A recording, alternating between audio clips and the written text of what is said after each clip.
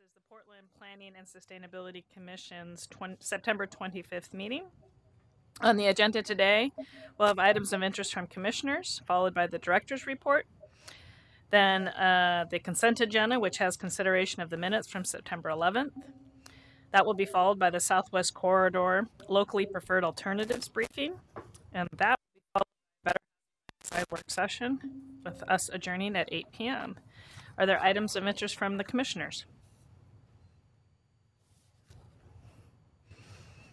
I have an item of interest. I'm not seeing any hands raised. So there are cupcakes back there. I'm not sure I'd say it's correctly, it would be in celebration, but it's in recognition of all of the service that both Andreas and Susan have given this commission, this being their last meeting with us. Starting with Andreas, I'd just like to say that you're one impressive individual. I wish I was half as articulate and smart as you are. I have been nothing but impressed with everything you've brought to this commission. Our community is very fortunate to have your participation and engagement, and I look forward to everything that you're going to be providing with this community in the future and watching that unravel. So thank you very much. Susan. Your leadership and strength of conviction in making a positive difference in this world, not just this community, it's just contagious. It's made me certainly a much more engaged person and much more dedicated to community involvement. You have boundless energy. I'm always amazed by that. I can't even try to emulate that, but I will try to emulate your infectious positive attitude and all that you bring to our community and the smile that you bring to us all. Your leadership and mentorship will be truly missed by all of us, but certainly me. But I look forward to making sure you stay in contact and seeing what you do next, because I'm sure it too will be wonderful. If there's anybody else that'd like to add anything, please feel free.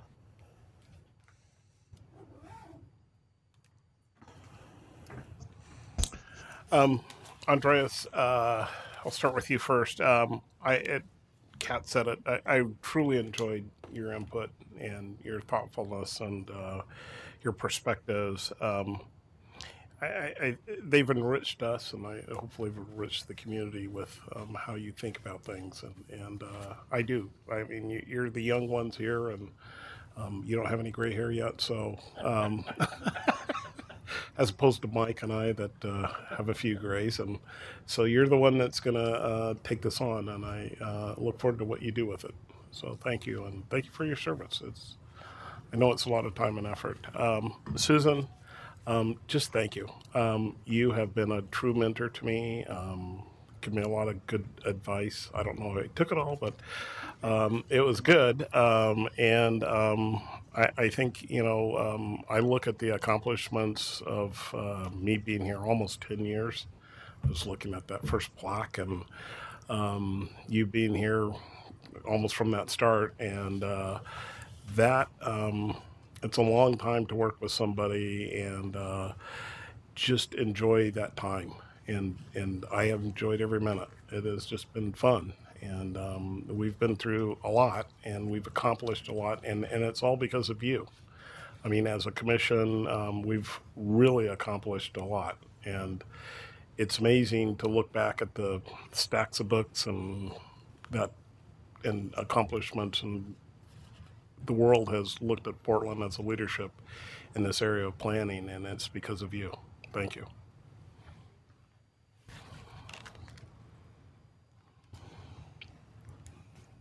Would you like me to do the director's report? Yeah. Thank you. Since I was trying to facilitate, that's what much I do. Appreciated. Yeah, thank you.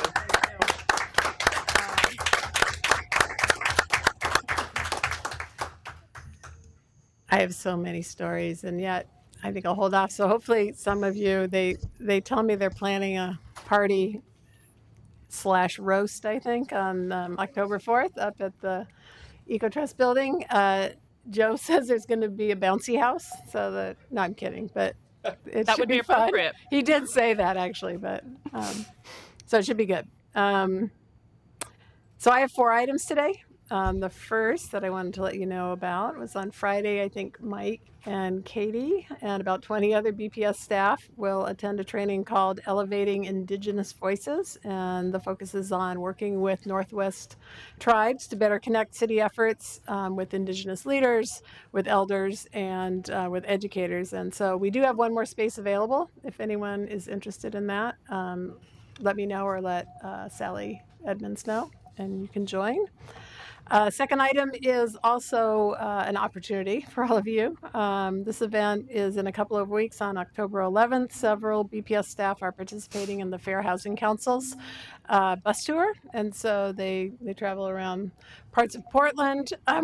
Excuse me. We have a room for a couple of you. The tour will explore, obviously, Oregon and Portland's history of discrimination and displacement, segregation. And the tour leaves at 7:30 and we'll be back around lunchtime. I think Katie maybe has also asked to participate in that one, but we do have 2 spots. So if there's anyone else who wants to, if you can let Love know, actually today would be great. It's not till the 11th, but there's a lot of staff that's interested too. So that would be great. My third item is what you all started with, that there's 2 of us leaving today. And I did want to start by thanking you, Andreas, for, it's one of those things where often, the youngest lead, and you've really, maybe you were quite a leader before you got here, but you've shown huge leadership qualities in that you're always very credible and you're always very prepared and you have so much heart and passion. And I just really have appreciated that. And I think we've all learned from you, absolutely. So I want to clap for you. Totally. And if I was still here, I would probably try to steal you to come work with us instead of housing. So Joe will get on that. Although he doesn't listen to me anymore, no. If he did. So this is my last commission meeting, at least on this side of the table. Hopefully I will come and visit you all on the other side of the table and get to give you my impressions and ideas on everything from residential infill to better housing by design that will be coming up. And mostly I just wanted to say thank you to all of you and to a whole slew of other people who used to sit in your chairs. It's been kind of amazing, almost 10 years, 9.5 years in this position. You've been amazing volunteers and really amazing public servants. You're unpaid public servants, but you absolutely have been in that role. And, I think you've made such a huge difference to the community in the way that you've listened to the community, in the way that you've taken all the sort of, I kind of look at it, we'd make our decisions in our head and our hearts, and a lot of times, a lot of the heart comes through in the community in the testimony that they provide to you. And you've sat through thousands of hours, some of you, of testimony, and that's an amazing sort of volunteer public servant. I think one of the things we've done together has been planning departments around the country are known for trying to create great places, but I think the focus has really shifted with this group to people and looking at how do we make sure that people in our community have access to housing and jobs and transportation and environmental quality and all of those things. And I think that's incredibly important. We've, as Andre mentioned, been through a lot of projects together, from West Hayden Island to, residential infill to everything in big picture, the comp plan, the Portland plan, the climate action plan, down to the details of the Central City plan. And, for a while we were always thinking up in the big policy arena, and now we've really been for really at least a couple of years into the details. So appreciate all of that. And finally, some of you have asked me about my plans, and I am going to take about 6 months off. I've been saying 4 to 6 months, but lately I find myself saying 6 months, which I think is a good thing. And after, gosh, about 40 years of working pretty much and 30 years of raising 3 kids, I think it's time for me to get a little break. And so that's what I'm going to do. But I will be back and I'll be living here in Portland and huge interest in staying connected and in working on urban development and the connections to, especially to climate issues, clean energy, equity issues. And so I'll be back working on that in some other capacity, someplace, in some way. And just thank you all. So, and I hope any of you who can come can make it on the 4th. That would be great. One more item for the director's report. And for that, I want to call it Interim Director Joe Zender. Joe will be interim director starting at the end of next week. For those of you that didn't know, I'm thinking it might take 6 months to actually get a new director on board. So you know that we all have huge respect in Joe's leadership. So he will be taking on that role. He has one item that he wants to cover that we talked a little bit about with some of you, but I don't know that everyone, I believe Julie sent this out just an hour or two ago, and it's an issue that's several of us have talked about and has become sort of almost normative behavior in city council meetings about what the expectations are about people who come to testify, and that absolutely it's free speech for anyone, but that there needs to be a level of respect, and so we wanted to talk about that a little bit. Thanks. Well, great. Thanks, Susan.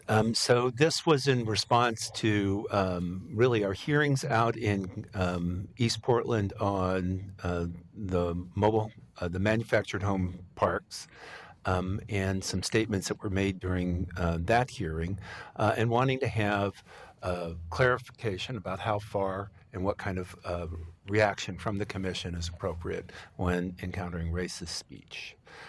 So after consulting with the equity officers from several bureaus and the city attorneys, this is the recommendation that we got back, which is that for our introductions to our standard testimony moments, our hearings, there's comments which are on the left-hand side here, which would just be part of a standard sort of statement that we give at the beginning of our public hearings that refers to the role of welcoming everyone, but the role of the chair and the commission to maintain order and decorum during meetings so that everyone can feel welcome, comfortable, respected, and safe.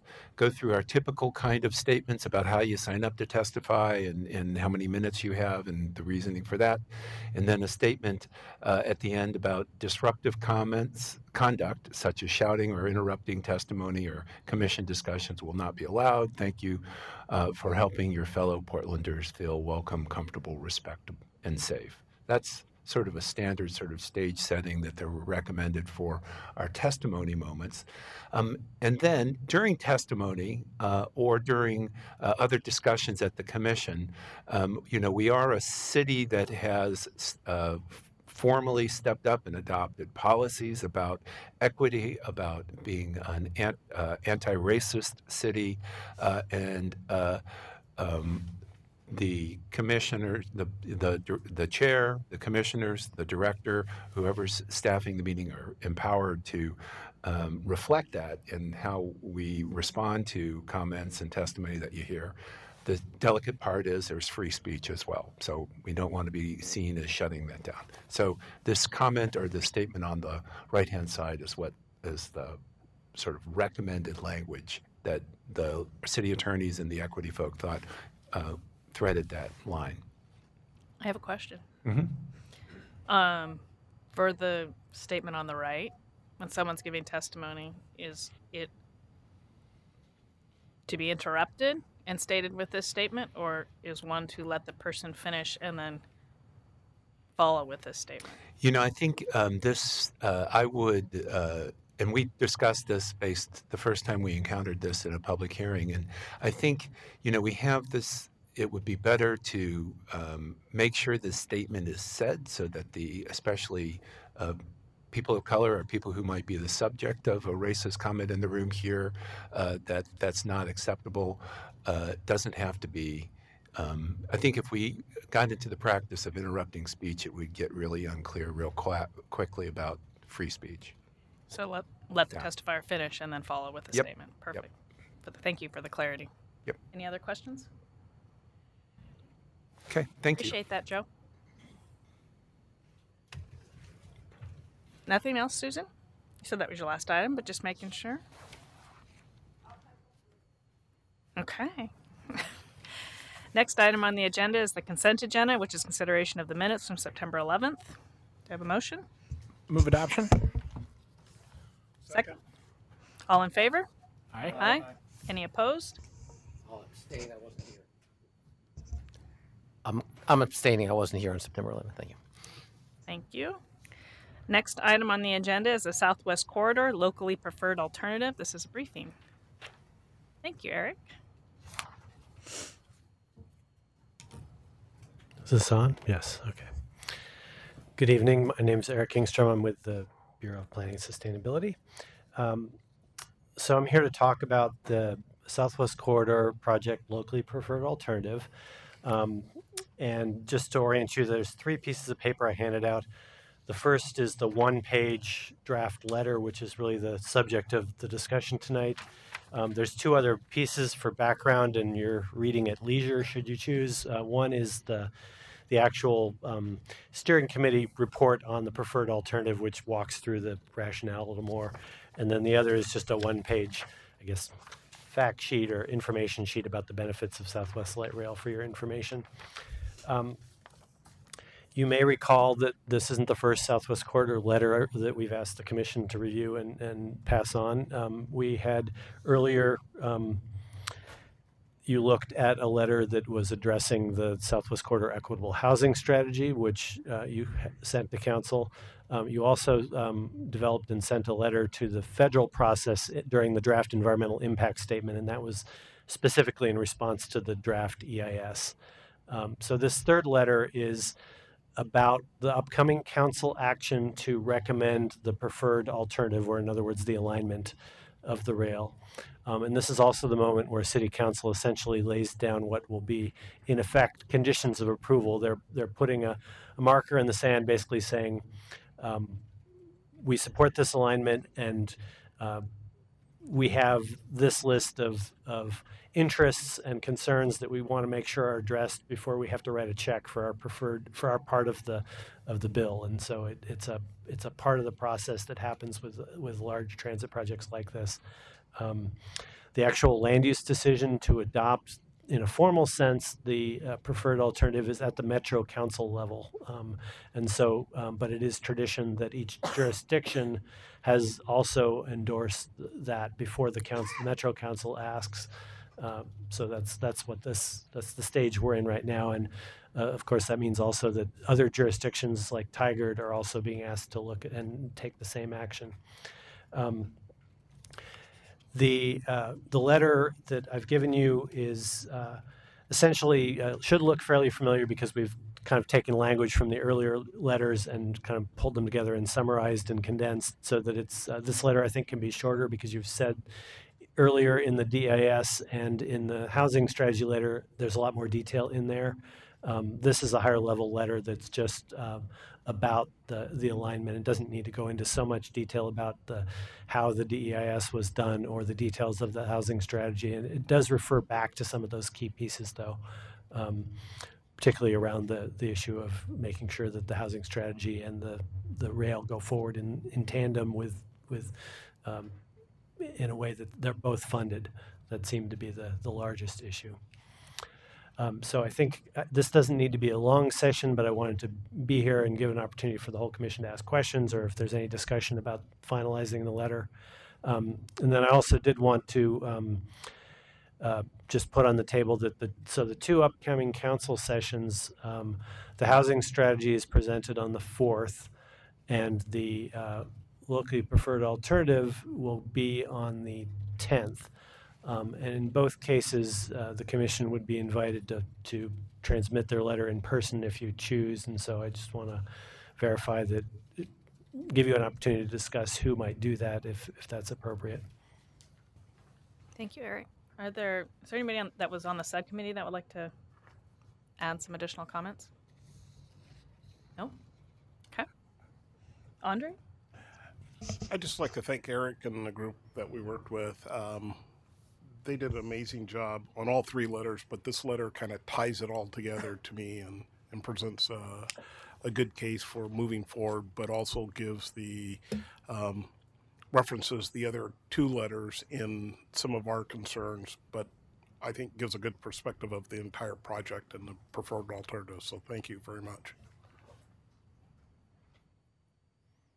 I should probably add a little bit about next steps to the, if there are no more questions.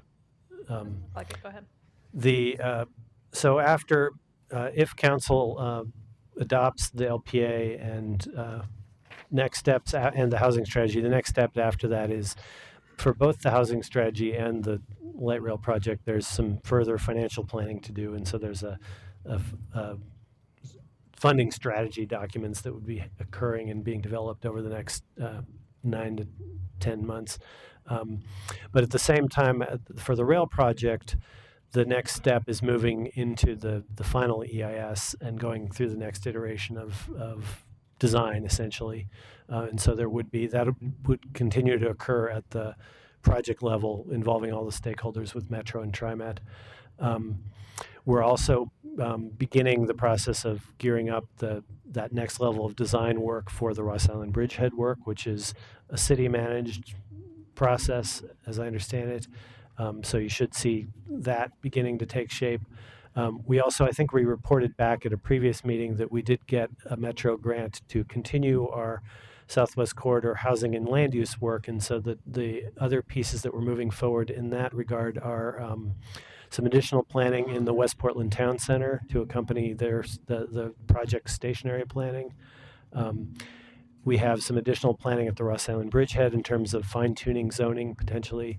And then we did get some funding to update the South Portland Historic District design guidelines, which seems like an important thing before a huge project comes through the neighborhood to modernize those. And those are some of our oldest district guidelines.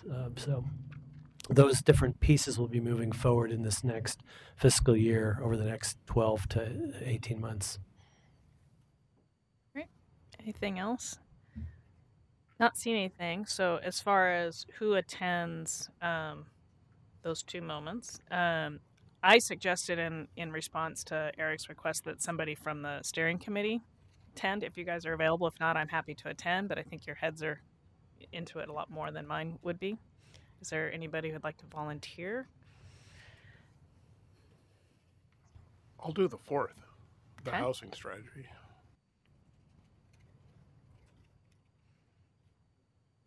If nobody else is jumping at it, I'll do the 10th. Although I do have to clear my calendar. I haven't checked the exact time. Okay. So if you're not able to, let me know, and we can always reach back out, or like I said, or I'm happy to do it. And I can get the timing details to you. I don't have them in front of me right now. Great. Okay. Thank you. Anything else from the commission? And then with the letter, then our request is that you finalize that over the next few days because we want to get that to the council before the 10th, obviously. So for what it's worth, I reviewed. I do not have any comments. It's well done. Thank you, Eric. All right. So I guess if there's anybody else, if you don't have anything tonight, doesn't look like it, if you could follow up soon, that'd be great. Thank you. Thank you. Next item on the agenda is the Better Housing by Design work session.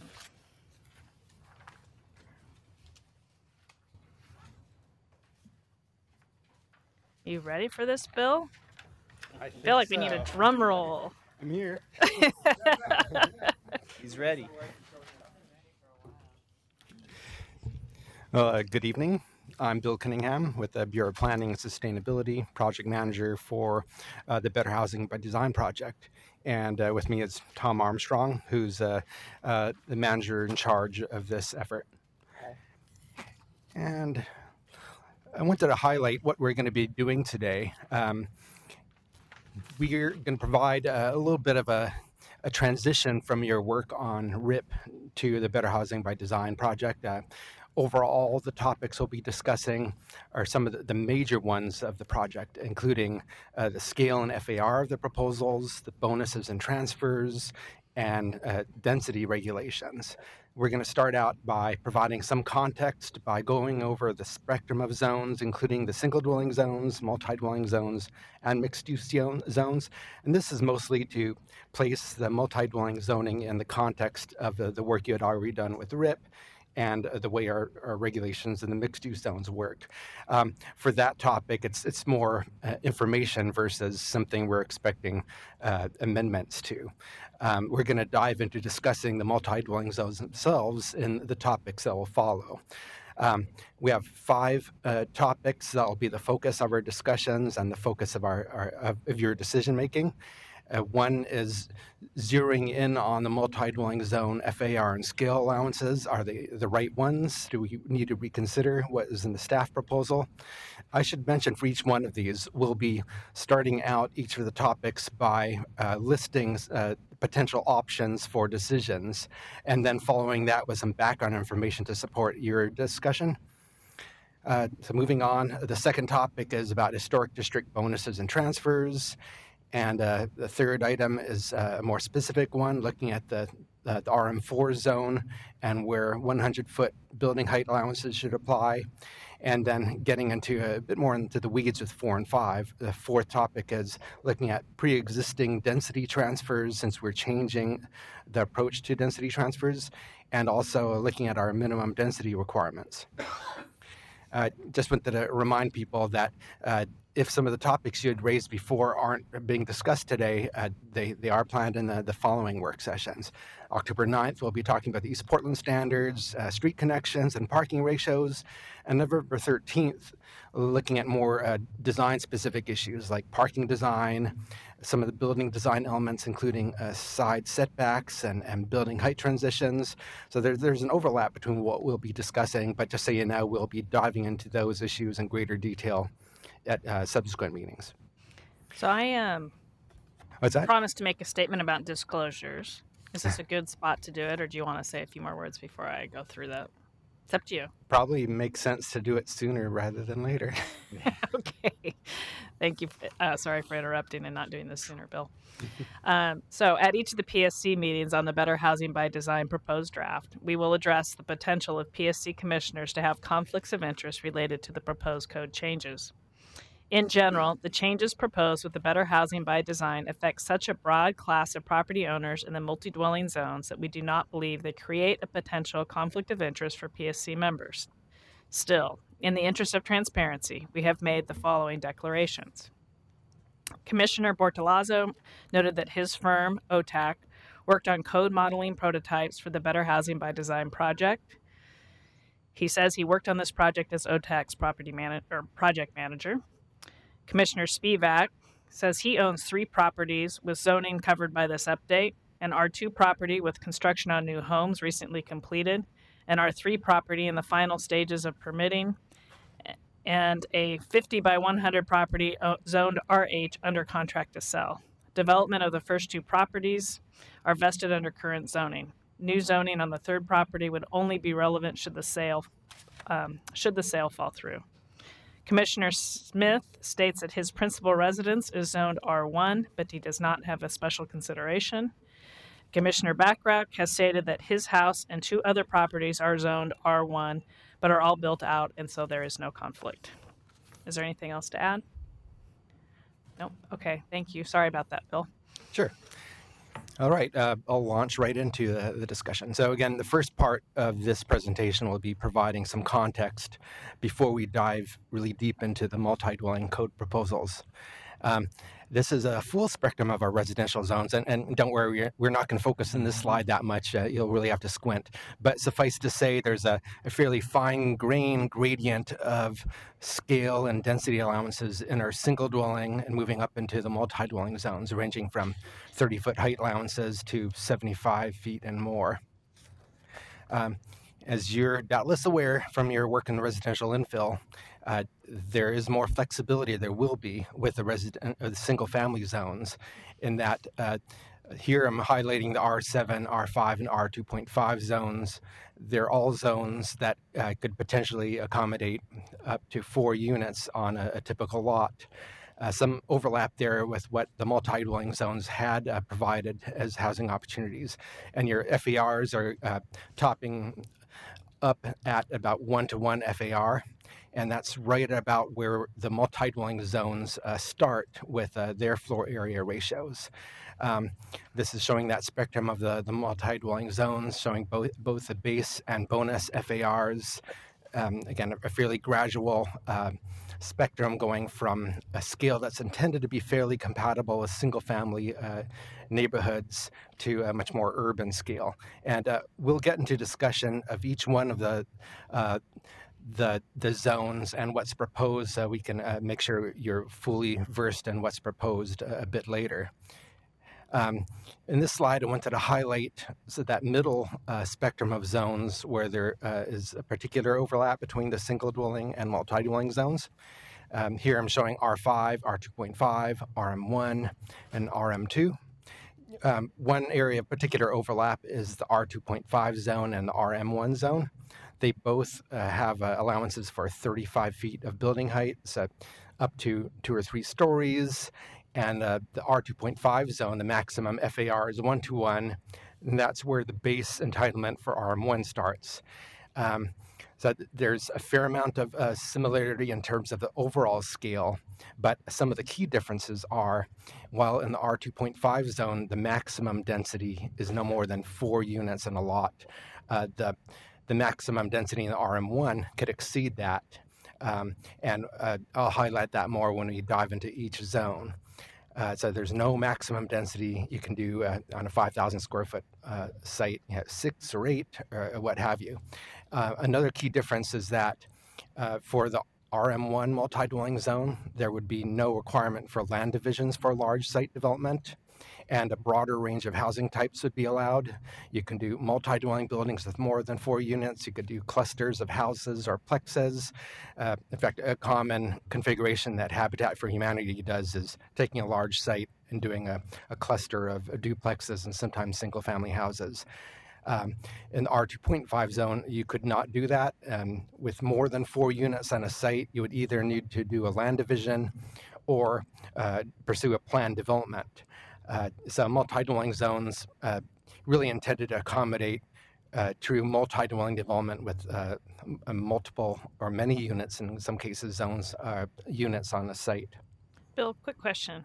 Sure. Is it common across other jurisdictions that you looked at to have this many variations between residential, all of our residential variations, and including all of our multifamily?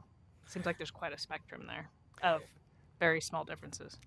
It varies. I don't know if I have a total count amongst other jurisdictions, but it's pretty common to have a pretty broad palette of residential zones and commercial zones. And in fact, we had collapsed some of the mixed-use zones from where we were and ended up with a smaller palette. And I think we're doing that a bit with the multi-dwelling zones in terms of combining the R3 and R2 zones into one low-scale RM1 zone. Thank you. The next graphic is comparing the multi-dwelling zones to the scale allowances in the mixed-use zones. And I believe Chris Smith highlighted the fact that Rick Michelson had an interesting chart that was comparing the heights and the FARs in these zones, and there are some things that stood out. A number of the multi-dwelling and commercial zones share the same height allowances, like RM1 and CM1 both allow 35 feet of height. They're both intended for areas that have a low-rise residential character. And the RM2 and the CM2 both allow 45 feet of height, and they are both often located on corridors. And then the more urban zones, RM3 and CM3, allow 65 feet of height or more. But one thing that's very different between these zones, even when they have the same height, is substantially less FAR allowances in the multi-dwelling zones compared to the mixed-use zones. And a key aspect of this is related to the fact that the multi-dwelling zones require side setbacks. They limit building coverage to a greater extent, and you can see some of that in these diagrams, which on the top are showing the RM3 building coverage and setback limits, and below is showing the mixed-use zones. The multi-dwelling zones, because they're in residential areas, there's tended to be more of an expectation of continuity with things like landscape and green elements, outdoor spaces, side setbacks. A key difference between the context of the zones is the majority of what's there in our multi-dwelling zones is existing houses with things like side setbacks. The mixed-use zones are typically in places, especially in the older areas, where there's more of an established pattern of buildings built shoulder to shoulder with no side setback. There are implications, too, to if you're to even them out and create the same lot coverage allowances in both zones related to meeting or providing opportunities for trees. Your expectations of what trees are expected as part of development change when the lot coverage is a lot higher. And again, I'm going to get into this in greater detail when we dive into each of the multi-dwelling zones, but I did want to highlight some of those key differences between the two general categories. Just here is highlighting two zones that are pretty similar that highlight what we just discussed. RM2 and CM2 both allow 45 feet of height. The FAR for RM2 starts at a 1.5 to 1, going up to 2.25 to 1 with a bonus, and very different with CM2, 2.5 to 1, going up to 4 to 1. But again, the lot coverage is very different, 60 or 70% lot coverage. 70% is what we're proposing in the corridors. And the mixed-use zones in most of the inner areas, it's 100% lot coverage allowance. I'm going to, again, dive very shortly into more detail about the multi-dwelling zones, because I think it's because this is a linchpin part of the proposal, moving to regulating by FAR. I wanted to make sure there's a pretty deep level of understanding for the proposal. But we are presenting to you some options for potential decisions or ways forward. And this reflects broadly the spectrum of testimony that we received. And they range from retaining the current codes, keeping the maximum unit densities that currently apply in the lower scale zones and not going the FAR approach. Another option is to support the staff proposal, which includes the spectrum of proposed FARs, height, and coverage. And a third one is related to a testimony we heard about perhaps considering bumping up the zoning entitlements to be more similar to the mixed-use zones. So 3 would be about increasing those base zone allowances beyond what was in the proposed draft. And 4 is looking at changing the zoning map. There was some testimony saying that the smallest scale zone is not appropriate on major corridors. It should go up to at least the RM2. I should mention that staff does not recommend this. We didn't scope out our project to look at substantial map changes other than assigning the closest comparable new zone to the zoning that properties already had. But wanted to put it out there for your consideration. All right, and now to provide more context for your discussion on this. You've seen this diagram before, looking at the base and bonus FARs for the zones. One thing I wanted to highlight here of the percentage of land area to multi-dwelling zoning that's in these various zones. Over 90% of the multi-dwelling zone is in the 2 lower scale zones, the RM1, which is more than half of the multi-dwelling zoning land, and the RM2. And much of our effort in terms of changing the way those zones are regulated is really focused on those zones. For the most part, for the current RH zones going to RM3 and RM4, we were proposing FARs that are about the same as what currently apply. Another thing to bear in mind is there's a 50% difference between the base FARs proposed and the bonus FARs. And one intent with this was to not have the base FARs so high that there's no incentive to seek the bonuses such as inclusionary housing or to seek transfers of FAR from sites that are preserving historic resources or trees. We wanted there to be enough attraction to go beyond the base. Another thing that's been part of our discussion with the community was the concept that for the most part, we're retaining the existing scale allowances, but providing more flexibility for what happens inside that building scale. So we weren't really proposing substantial changes to the lower scale zones, heights and lot coverages. Just to remind you about getting to the bonuses, inclusionary housing would get you the full 50% bonus. There's a smaller bonus, 25% for moderate income family housing, so 3-bedroom units at 100% of MFI. And then especially useful for small sites that don't trigger inclusionary housing are allowances for FAR transfers for sites preserving historic resources, existing affordable housing, or preserving large trees. And then we have a special bonus for deeper housing affordability where you get 100% additional FAR plus additional building height for projects that where at least half the units are affordable at 60% of median family income. Just to ground people in where their zones are, the RM1 zone is shown on this map. Again, don't want to look at the details, but the general thing you can see here is that it's a zone that's more broadly drawn than some. It's more predominant in East Portland than the inner neighborhoods. If you go to RM2, our current R1 zoning, that zoning is more tightly mapped to the corridors. It's often in centers like St. John's or the 60th Avenue Light Rail Station as well. And again, that's over 90% of our zoning for multi-dwellings in those two zones. Going on to RM3, it's only 5% of our multifamily zoning. And it mostly applies to several places very close in to the central city, such as Northwest, and then areas near our light rail stations. A thing to keep in mind for these zones is many of them are in plan districts that actually provide additional height and FAR than what is in the base zones.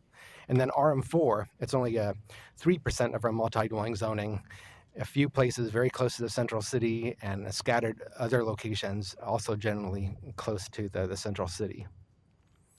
I'm going to dive into now into the specific prototypes where we're modeling the code proposals to give you a better sense for what's changing between our current regulations and what's part of the proposal. And this highlights some of the changes and what could be done on these sites compared to the present day. This first one is looking at the RM1 zone, so former R2 and R3. And the thing to remember is with the maximum densities currently in the R2 zone, you could do no more than 2 units on a site like that. What this is modeling, and for a 1-to-1 FAR, it's allowing 5,000 square feet of building floor area. And this modeling was showing 4 units on a 5,000 square foot site. So that's similar to the RIT proposal, but a difference here is that you can go beyond that. This is showing 4 units that are each a little bit over 1,000 square feet, but you could very well have 4 units in each floor, so with 8 units. So that's a key difference between the single dwelling zones and the multi-dwelling zones. Much more flexibility for additional units. This is showing that 50% bonus scale or FAR transfer scale, and moving on to 6 or more units. If you did 4 units in each floor, it could be up to 12. So not like the mixed use zones, but a big difference from what the zones currently allow. The deeper housing affordability bonus gives you 10 feet of additional building scale of height, and also bump up the lot coverage from 50% to 60%. And we're not anticipating this to be used very broadly by especially private sector developers. It wouldn't typically pencil, so more likely be nonprofit affordable housing developers. There's community interest in really trying to prioritize those projects for a greater scale and more housing opportunity. This is moving on to the RM2 zone.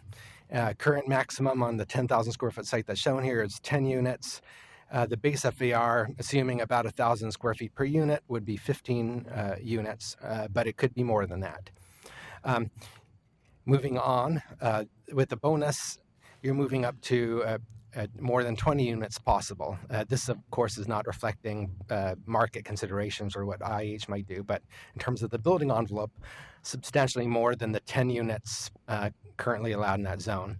One thing I should mention that isn't clear from all the material is that part of the proposal is to not count structured parking towards the FAR limit up to a maximum of 0.5 to 1 FAR. And that approach was already used in the mixed-use zones, and we're looking at applying it to these zones as well. So you could consider tacking on 0.5 additional FAR if structured parking is being included. And that's intended to coincide with the fact that we're trying to discourage large surface parking areas and didn't want structured parking to take away from the housing opportunity. Yes, Eli? I just want to double check under the current maximum density, you could bonus that up to 15 units because you can earn it. So just if you're looking at bonuses on both sides, you could bonus that up as well, I think.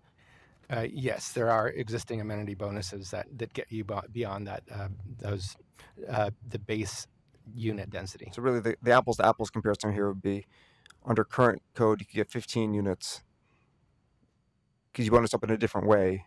Right. In the new code, you can get up to 20, the new code, the bonus is related to FAR rather than number of units. Right. So it's a little bit more flexibility in terms of not being bound to unit count, but FAR. That's entirely correct. And this is just showing the deeper affordability bonus in which you get greater building coverage, moving up to either 70 or 80% building coverage in the RM2 zone, and an additional story is possible. So there's a bit of nuances to the scale that's allowed in the zones and the numbers of units that's possible. This is showing the RM3 zone, which comes from the existing RH 2-to-1 FAR areas, which uses the same base FAR of 2-to-1 that currently applies in the same height of 65 feet. This is showing 20,000 square feet of allowed floor area would be allowed in that base. And again, if you're about 1,000 square feet or 800 to 1,000, that'd be 18 or more units. And this is showing the bonus, the 50% increase, filling up much more of that box. One thing, let me back up just 1 second here. One issue to consider is if we were to increase the FARs, as we have the base and bonus now, especially with the bonus FAR, you could not fit very much more building coverage or building scale without bumping up some other development parameter. You would have to allow lesser setbacks or allow more building coverage or potentially more height if you wanted to more closely match the mixed-use zones. So in each of these drawings, the little dashed outline, it represents sort of the maximum building height and maximum lot coverage. So that's really the envelope that you can fill up through bonuses and that's sort of the headroom that's available until you have to add another 10 feet of building height. So there's only so much with the inclusionary housing bonus. We can only go so far in moving those FARs up before we start having to add height too. And that deeper affordability bonus, we gave additional building height and building coverage to accommodate that greater FAR amount. Otherwise, it would not fit within the base heights and coverage. And I'm sorry, real sure. quick. Just I caught something when can you go back one slide? So is that I'm sorry, next one, the deeper affordability. So is that 5 stories you've got? Yes, it's showing 5 stories, although the hatched area shows the ultimate amount of building coverage you could achieve. So there would be an opportunity for some additional building floor area at a 4-story scale. You may not be able to get totally to that 5-story to the full FAR allowance. Yeah, no, sorry, thank you. I was checking the height. So you get a height bonus for that one. Got it. Right, yeah, each of the deeper affordability bonuses gets you that additional height. And it's frankly probably more practical in the lower scale zones. In the higher scale zones, where you start out at a higher FAR allowance and higher height, going even taller has construction cost ramifications.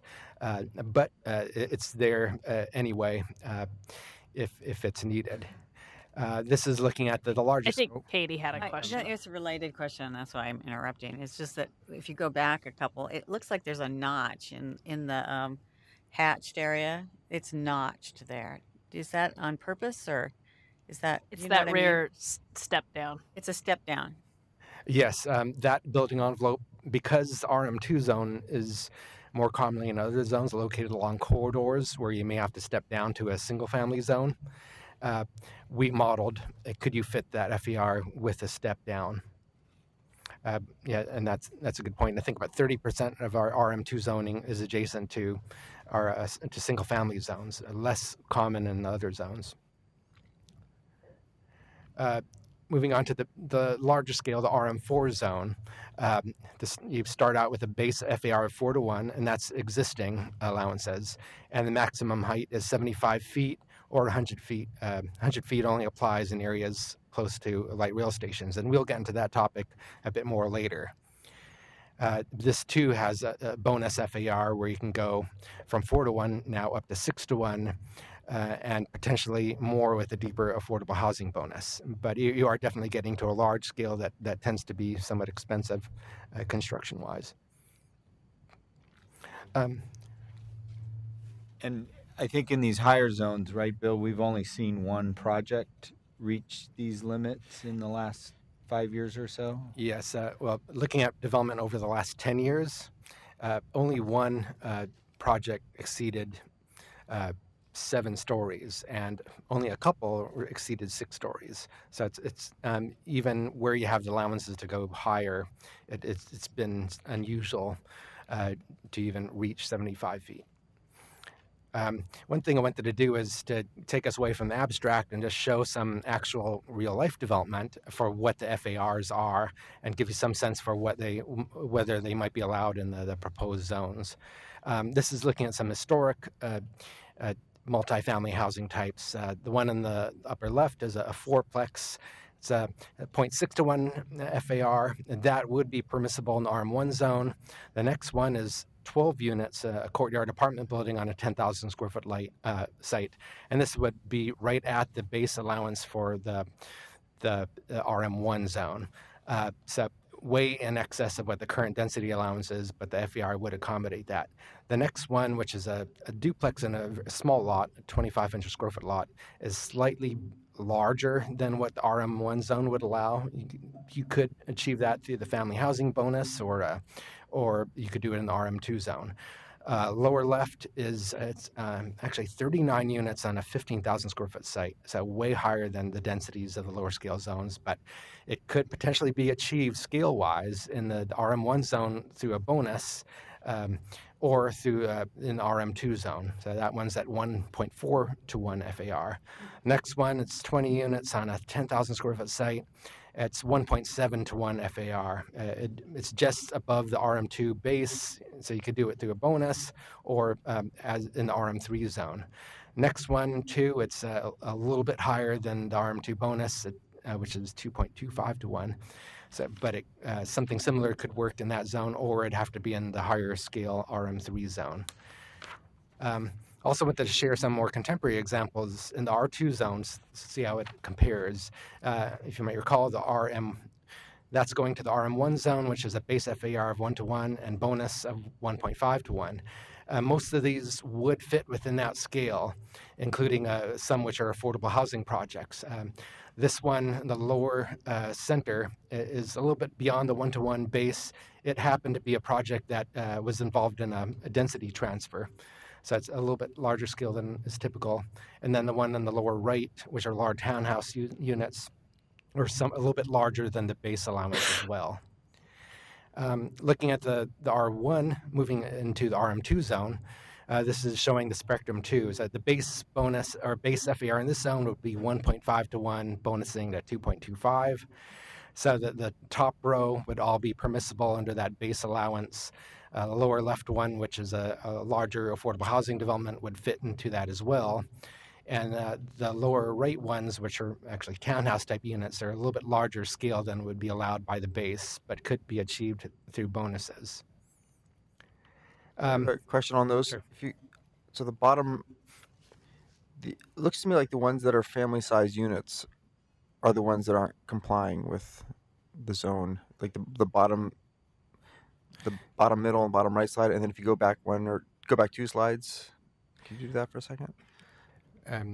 Down here. The upper right hand corner, this one, I was surprised that this one would be too big to qualify, because this would be. Is this an example of large units? Therefore, they don't. Because typically, you could do this by right in a R2 zone pretty easily. But you wouldn't be able to do it in RM1.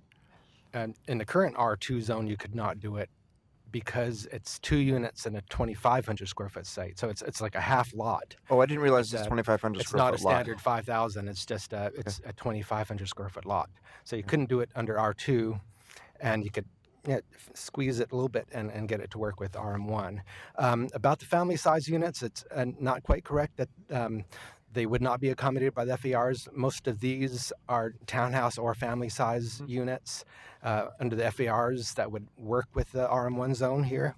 And even with the RM2 zone, a number of these are townhouse or even detached house things that would provide family size units. The ones in the lower right are unusually large townhouses. Like the lower right one, they're 4-level townhouse type development, which is frankly somewhat unusual. They usually more commonly 2 or 3 stories. What we found in our research is that a pretty common attached house, a row house type size is units of 2,000 square feet, but it's not unusual too to have 1,500 square foot units. And even with the 1.5 to 1 FAR ratio, a 10,000 square foot site in the RM2 could accommodate 10 1,500 square foot townhouses. Another topic, as I mentioned with options, is the idea of upzoning the lower scale RM1 to RM2 on the major corridors. And in blue here, we're showing those areas that have the RM1 zoning as proposed and the relationship to civic and neighborhood corridors. So here you can see that where you have that, it's typically not in the innermost areas. Those RM1 zoning things are especially common in some of the corridors in East Portland, and Killingsworth in the Cully area, and then some of the southwest corridors. Again, we did not do any substantial outreach to explore that idea of upzoning. A concern we had heard from many people who are in these zones is just even going to provide flexibility for the additional density is something that's concerning to people. If you're going from a property that previously was limited to a duplex to potentially multiple units beyond that. So that's some background which I hope can support your discussion, and so I'll be leaving it to you in terms of the options. So again, the options are retaining the current code. So that would mean keeping, say, in the RM1 zone, the R2 density of 1 unit per 2,000 square feet. Not providing that flexibility, or supporting the specifics of the staff proposal, or changing the proposal to increase the base zone allowances. If this is a choice, we would not probably be able to come to a decision now because we don't know what the specifics would be. And 4 is changing the zoning map, especially highlighting maybe the corridor possibility of RM1 to RM2. Tom, did you want to add anything to? No, I think that sets it up well for the discussion. Why don't we just start coming this way? Jeff, I saw your hand up first. I just have a question that's not quite on your outline there, but what are the current bonuses that are going to get eliminated? What are they? What do you get bonuses for that you're no longer going to get bonuses for? Sure. There are some bonuses for providing play equipment or larger amounts of outdoor space that are currently required, and bonuses for using higher security door locks, and for greater sound insulation in projects, and for providing solar hot water heaters. In our community discussions, people really felt that many of these things, such as the secure door locks and greater sound insulation, should not be competing with priorities that are much greater, such as affordable housing. Also, we are looking at expanding requirements for outdoor space and actually requiring common area as part of large site development. So rather than going the bonus approach, the idea was making sure that larger projects include some shared common area as a base requirement. Thank you. That's Thank you for the additional diagrams that you provided for this session. I think they were really useful in visualizing what we're talking about, how this project compares both to the mixed-use zones as well as the residential infill. I particularly like the one that had the continuum of all the different FARs and heights and compared all those. Kind of reminded me of the Opticos diagram that talked about the missing middle. But I think more broadly, starting broadly, I think it shows more intentionality in providing kind of a full spectrum and kind of a broader range and more deliberate thought into going from one density, the lower density, to the upper density and try to fit that better. More specifically on the topic of the comparison between the CM zones and the RM zones, it kind of looking at those diagrams made me realize that it actually does make sense, in my opinion, to have different FARs and lower FARs for the RM zones, even though you have the same heights. And for that same point, to really provide better transition between the residential areas and the centers and corridors that are, designated for the commercial mixed use. So I think staff proposal, does kind of strike that balance between the flexibility, added flexibility that introducing the FAR gives, but also kind of allowing for some sort of control in terms of the form and scale and mass of the box, especially as it relates to the lower height and residential areas. Thank you. One thing I might mention related to that was much of what we're doing here is really trying to fine-tune the palette of zones we have and the role of the multi-dwelling zones.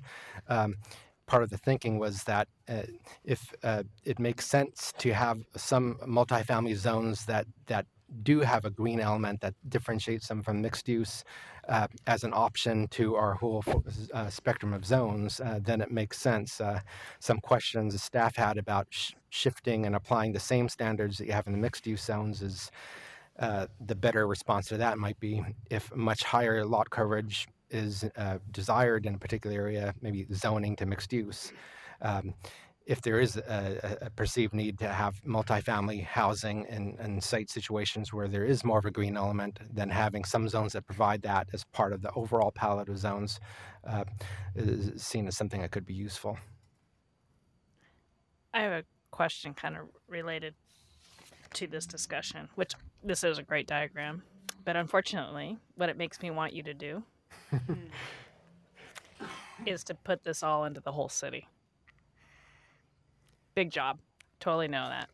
But like we did Central City and we masked up zoning potential or sites that we probably wouldn't get developed, but sites that have the potential to develop and kind of infilled what it was. What I'm really struggling with, and perhaps it's because you've just started my brain around this so well, and this does make a lot of logical sense, but it's really hard to imagine how it makes logical sense when I look at this. Does that make some sense? So I don't know, just something to think about whether that's even possible.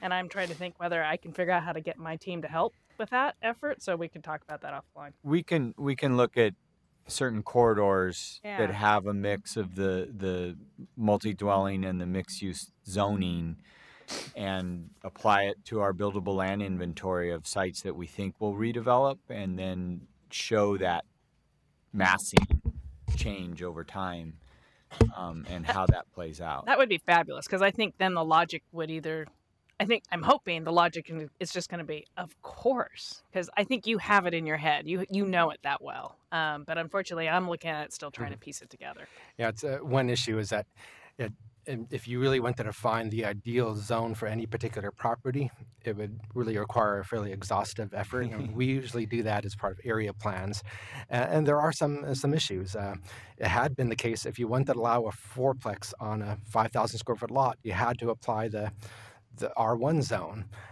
So it sometimes was applied to areas off of the corridors to allow something like a fourplex on a 5,000 square foot lot. But we were not really looking at the discretion of deciding, oh, this one should maybe go lower scale and this one goes upscale. It was just at this point, create the right tool so you have the right palette of zones to apply where it's appropriate. But at this point, just apply the closest comparable zone. That was the general philosophy. Get the philosophy, totally get the logic. Like I said, now I'm just struggling a little bit with trying to figure out the context of when we've got some of these so close together, do we quite have it right? And it may be a project that says it's not part of Better Housing by Design, but it's a follow-up project to go, now we need to do some fine-tuning is where my head's going with that. Sorry about that, Chris. I think you were going to jump in. That's quite all right. So thank you for the continuum diagrams. What it really did for me is looking at the Rick Michelson diagram that raised the question, and I think that sort of got me thinking that there's one continuum from single dwelling through multi-dwelling through commercial, and really what I get now is you've got single dwelling and then there's a branch, and you've got two different typologies for the CM and the RM, and they have their own internal consistency. So I've got that locked in now. Thank you. For our little menu here, on number 4, I remember during task 5, Doug Klotz was constantly beating on us, you're leaving too much R1 on the corridors. Well, now I get it. So a little bit of buyer's remorse on those decisions, but I appreciate that, we're not prepared to dive into that now. So I think I probably second Kat's suggestion that maybe a follow-up project to let us fine-tune that now that we understand it a little better. In terms of the allowances and scale, I just want to dig into that a little bit. So the base zone scale, the building envelope is comparable from the old zones to the new zones, right? And at the 50% bonus level, is that still true? Or the scale with the bonuses under the old zoning and the scale with the 50% bonuses under the new zoning, are they also comparable, or do they start to diverge a little bit? What I recall is current bonus says you could increase your number of units by 50%. But the way it worked now is that you only got 25% for inclusionary housing. So you could piece together all these other things and get your 50%.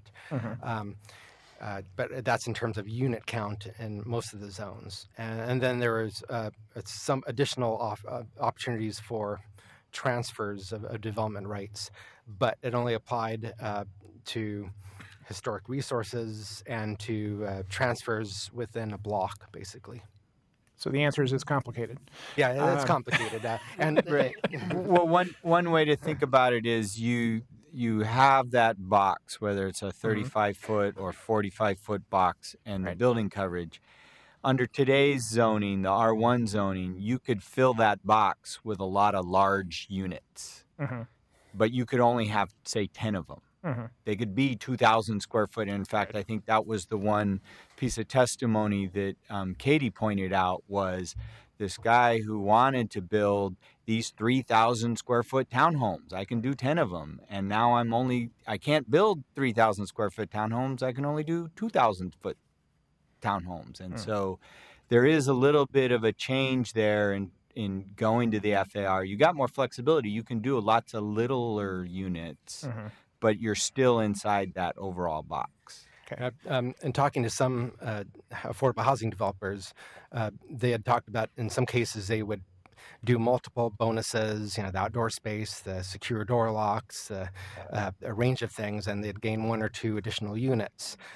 This would allow more flexibility to get to more units more readily.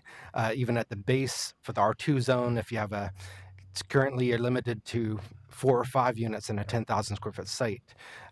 Just by right, you could do 8 units that are each 1,300 square feet, so you could do small family housing. And then if you do the the family housing bonus, you could get something more like 1,500 feet. Right. I appreciate under this proposal we can do a lot more units. I'm really focusing on the building scale and how the community is going to perceive that. So, so at the base, we're comparable. At the 50%, it's complicated, but we're probably not that far apart. When you get to the 100% bonus, there's nothing comparable in the current zoning to that, right? So to the extent that we that we may have a desire for number 3 to increase the allowances. The path to really increase the allowances is through the 100% bonus, right?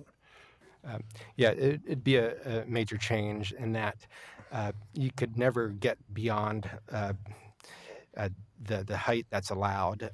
The proposal would allow, say, more 4-story zones, even buildings in the RM1 zone.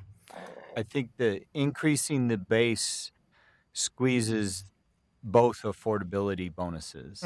Right. Yeah. And squeezes that room and makes it tighter and reduces the amount you can give as a bonus in those areas without then jumping it up another 10 to 20 feet, Right. which we assess to be the more sensitive issue. Right. Okay. One thing that does change, if you were wanting to do very large townhouse units, you are more constrained.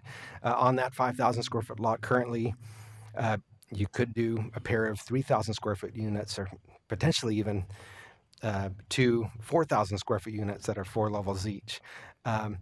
And under the proposal, you could still do a 2,500 square foot row house unit, or a pair of them, but the very bit large ones, not so much. It's a little bit of a trade-off in there. It's a little bit comparable to RIP. A little bit of a tamping down on the scale for very large units, but more allowances for a greater diversity of units.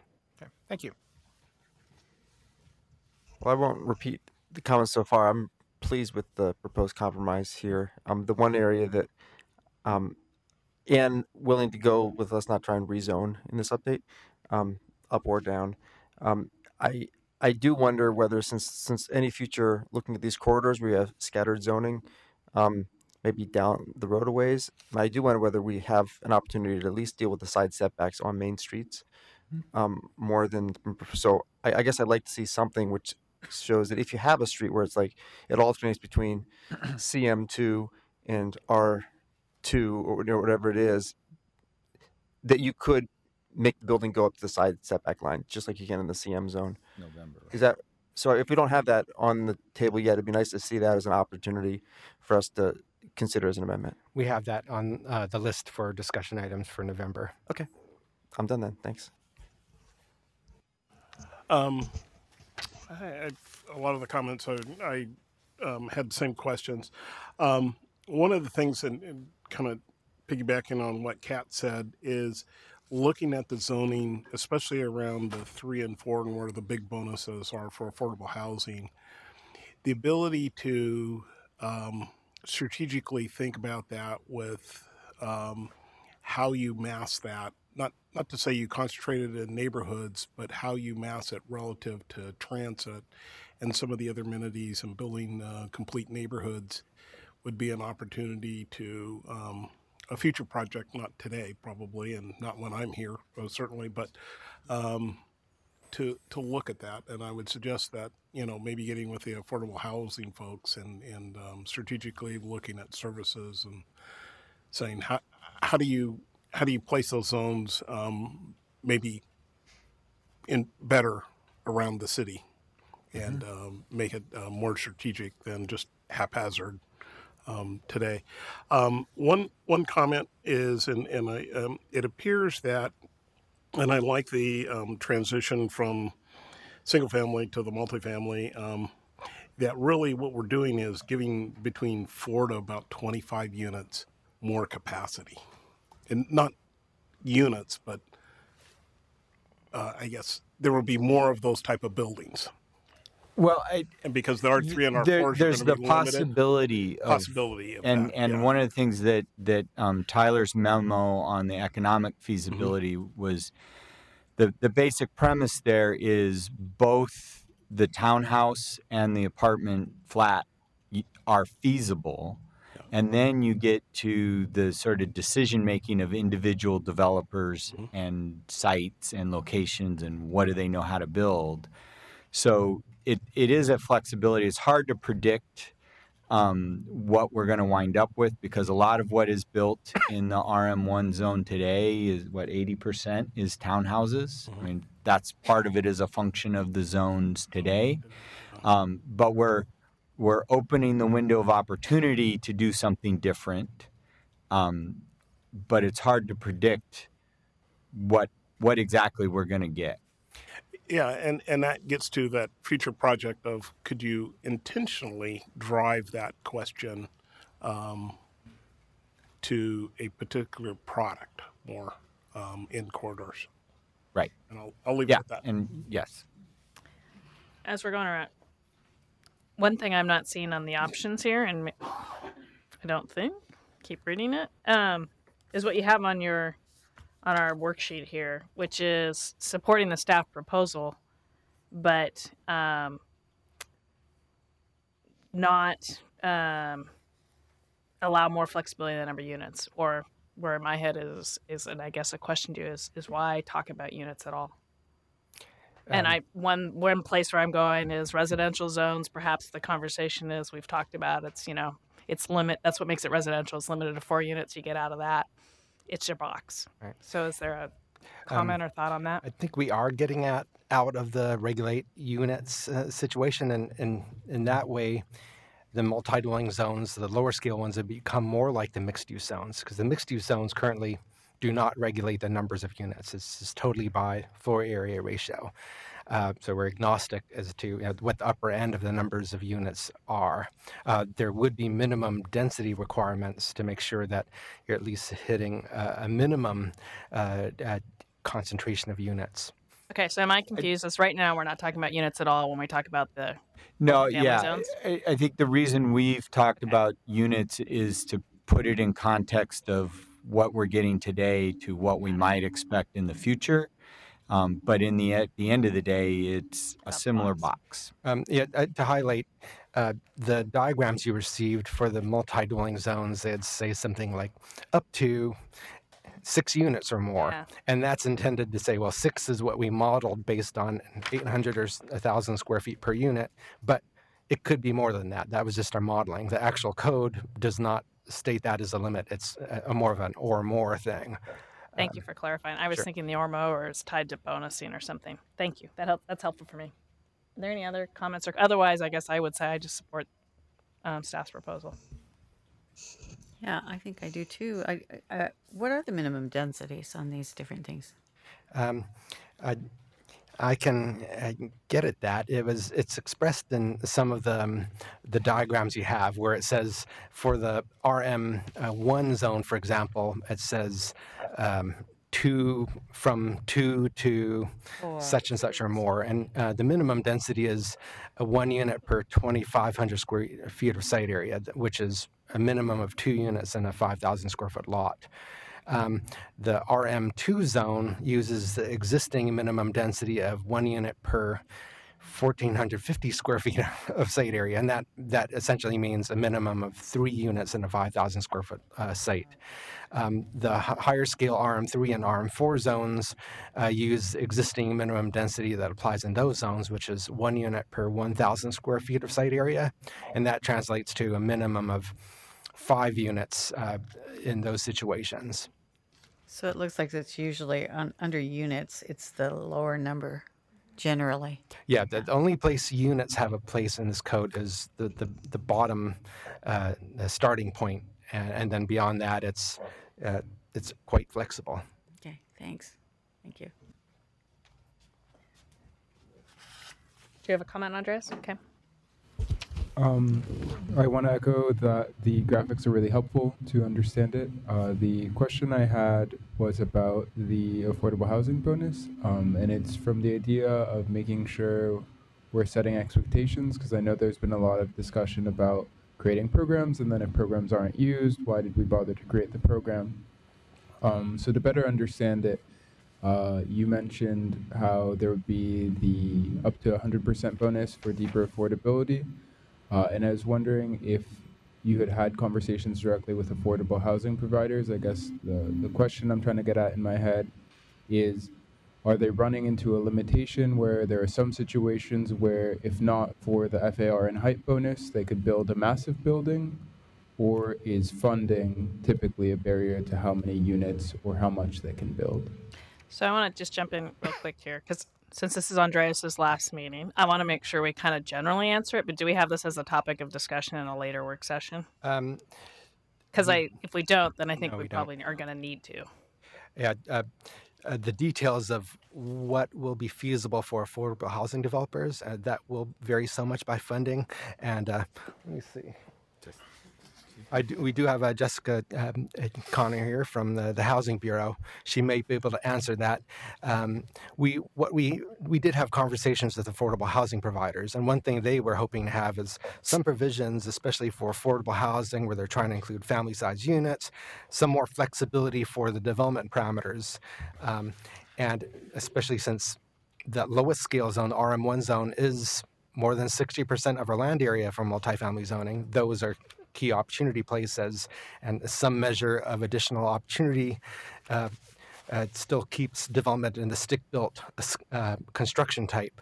So, frankly, those lower scale zones could potentially be the most useful. Other ones tend to be more complex projects at the larger scales and probably more dependent upon specific types of funding.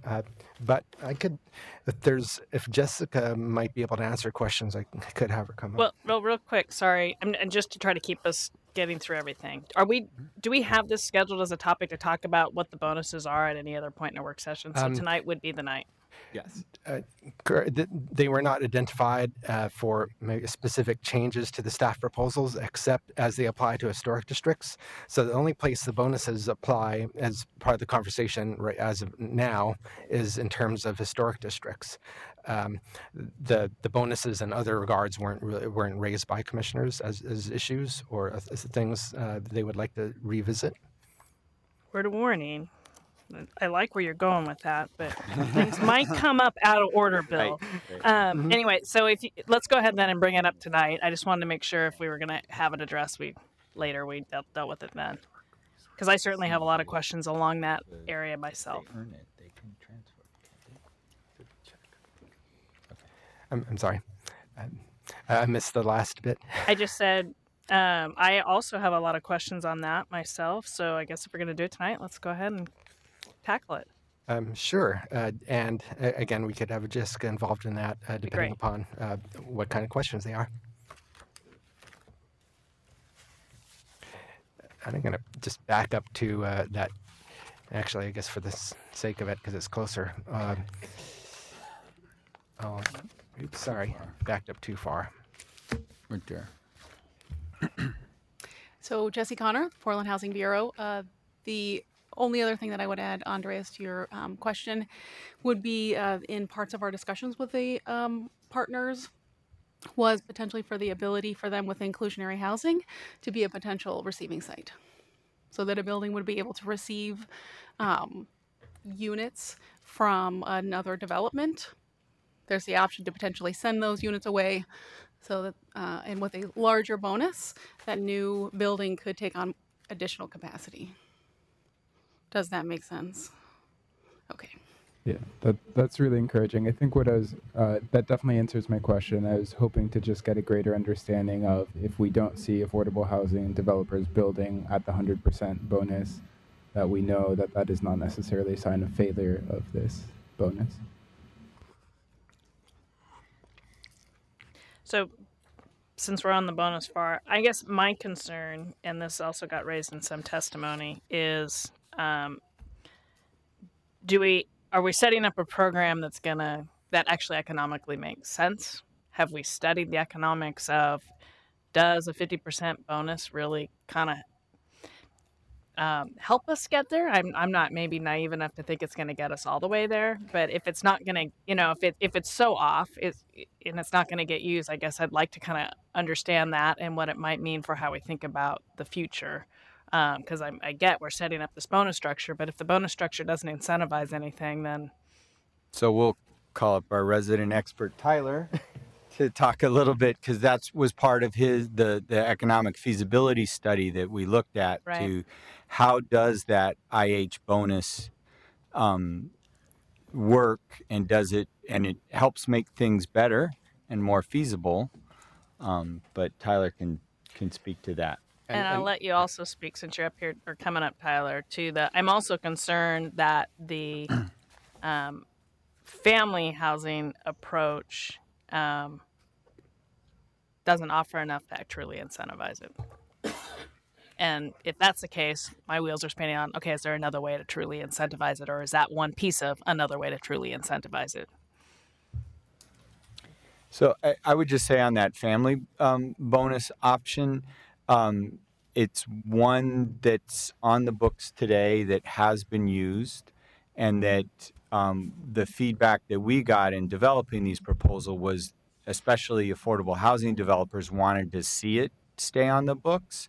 And yet we also wanted to put the income limit on there because we did not want to be giving bonuses for very large luxury townhomes. Yep, so echoing what Tom said, it was a specific ask by affordable housing developers. They felt that in some cases, especially for your lower scale ownership housing, like what Habitat or some of PCRI does, that this, which has fewer strings attached than the full-fledged inclusionary housing, was be something that's useful for their affordable family housing. I've got a couple sort of summary points that I'll make. First off, Tyler Bump, Senior Economic Planner at the Bureau of Planning and Sustainability. One is that the bonus does help, and it depends on the feasibility of the project and the location and the scale of development to begin with. But the bonus does help. It supports additional density and offsetting the inclusionary units by about $5 to $8 per square foot in residual value, so it does help. Where development already is not feasible because of existing market conditions, it doesn't help overcome that feasibility barrier, but it does help offset the cost. And in terms of the overall package, incentive package of inclusionary housing that we've talked about before, the 50% density bonus here in the staff proposal does help more than the current 25% bonus that we have in the multi-dwelling zone. So it helps us move that needle forward where development already exists. The other thing I would say is, you know, the bonus is fairly limited into utilization of that construction type, that development type. So when you go from a stick to a podium building, if you don't efficiently use that full podium building, you're not going to go to the podium from the stick. So it's really about how the bonus relates to the FAR of that development type. And in most cases, it does a pretty good job. It's a little bit more challenged when you get to a higher scale development project in the RM3 and RM4 because you've got a steel and concrete product or a massive podium building on a bigger site that already has feasibility challenges related to market conditions anyway. So I think overall it does help, but it's directly the utilization of the bonus to offset the inclusionary is directly related to where it is in that development type too. Does it? So this is, since it's truly a bonus, you're not required to do it, right? Making sure I'm following all this.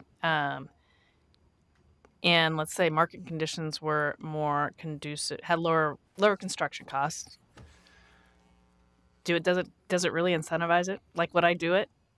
I guess is what I'm getting at. You know, would it start taking somebody who's maybe not a mission driven or already an affordable housing developer to maybe consider the option of actually doing it?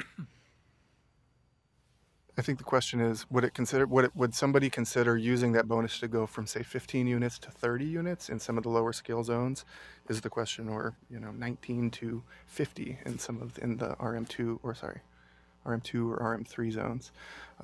And if conditions were better, then yes, depending on location. It works extremely well in the memo that I sent out, or the question memo that I sent out to you all. Development feasibility in these prototypes works pretty darn well in most of our corridors. In most places, it's a little bit challenged in the RM2 in the Northwest District where we've got some higher density multi-dwelling zoning, but land values are already extremely high to begin with, and existing use of that land is high value to begin with. But I think it would perform pretty well in interstate parts of Northeast like Coley, where we do have some R2 and R3. Parts of Southwest, and then parts of Inner Southeast as well. It actually does look, the stacked flats, that multifamily prototype does perform pretty well. I think one of the interesting things from the feasibility work that we've done is that if market supportive rents or achievable sales in East Portland get to that point of development being more happening more frequently in East Portland, then it works really well to get inclusionary and affordable units in East Portland as the market sort of progresses out there. So setting things up for the market to produce affordable units as it gets along in other parts of the city, I think is an important part of the conversation too. And so when we look at the East Portland stuff, in the future, if rents get to support more new construction, then it's a good place that we're going to see more inclusionary units too. Okay, thank you. Eli? And then Andre? I got a couple thoughts. One is on the, I just want to double check. With these lower density multi-dwelling zones, it seems like a lot of times there won't be 20 units in a building, right? So inclusionary, so some of these it's discretionary whether you do the inclusion, but some of them you'd have to if it's getting over that threshold. And I see these zones as actually, given the financing mechanisms available for affordable housing with 4 or 9% tax credits, it seems oftentimes the reason these zones will work well for the nonprofit sector is because you just need to get a certain number of units to make the numbers work. And this FAR bonus gets you up to the number of units that you need to fit on a site that otherwise would be too small. So I think that these RM2 zones maybe are almost designed for affordable housing tax credit projects, which is a good thing. Mm-hmm. And I think that what that gets my mind spinning about is that these are, and this goes to maybe a subsequent rezone project, we have a lot more of the low density multi-dwelling zones in East County. R2 and R3 are out in the eastern pattern area largely. They're effectively the same density, but the old code was R2.5, which is much more concentrated in the close-in neighborhoods. So you end up having sort of like this dream scenario for an affordable housing developer further out, and the almost equivalent zoning in the closer neighborhoods, R2.5, wouldn't work nearly as well. So I guess I think that if there's a remap coming up, it'd be nice to make more parity based on geography that fixes the historic nation that we just did R2.5 close in, and then eventually we did R2 and R3 further out. It seems like that should be more parity, so you don't end up steering affordable housing all in one direction away from the city. Mm-hmm. I think you made a good point. In conversations with some of our affordable housing providers that we've spoken with that do smaller scale development or development on smaller lots in the inner neighborhoods, the lower density RM1, R2 type stuff is a really good opportunity for them to add more units, because right now they could get 4 or 5, and after this project they could potentially get 6 or 8 in that same location. So I think it is a value for those nonprofit housing providers to be able to take advantage of smaller sites in high opportunity locations and inner neighborhoods as well. Andre? Related to that, the transfer of the FAR, that's citywide, correct? Correct. And I'm talking about the existing affordable housing. Yes, all these FAR transfers could transfer citywide except within the central city, which has its own system. And that's a change from current, which is a 2-mile maximum transfer. So, and I'm just thinking, is there, when you look at the inclusionary housing bonus, moderate income family, and especially the 100% bonus for deeper affordability, is there, I guess, the opportunity and maybe some way to prevent someone from, or an area from being concentrated of receiving a whole bunch of transfers? So back to the original, one of the original questions is, you can only add those transfers up to the maximum height, right? Yeah. So you're gonna fill that box to begin with, and then in some ways the inclusionary bonus, the moderate income family bonus, and the transfers all sort of compete with each other. Like, do I want to opt in, especially for smaller projects on smaller sites? Mm-hmm. Like, oh, I want to, I need an extra 1,000 square feet of FAR to make slightly bigger units than I'm allowed. Where am I going to find that? Well, I can do a transfer. I can opt in to the inclusionary housing bonus. And so it's mainly utilized on smaller sites, smaller projects that just want a little increment to squeeze inside that box. So I don't think we're expecting a certain hot neighborhood to suddenly be overloaded with, super tall buildings, because we're not affecting height through these bonuses. And I also think that it's something that we can monitor over time, and see how the transfer market develops and who's utilizing it and where is it flowing. But I think given that larger scale, larger site developments are going to trip themselves into the inclusionary housing bonus automatically, that the amount of transfers is it's added flexibility, but it's not going to be a huge wave of density moving from one part of town to the other. Okay, thanks. Okay, so I'm going to ask very quickly. Hopefully this is a quick, easy answer. So what's going through my head is, okay, so I'm got a smaller project. It's discretionary. I want to do my full 50% bonus. Do we have enough height left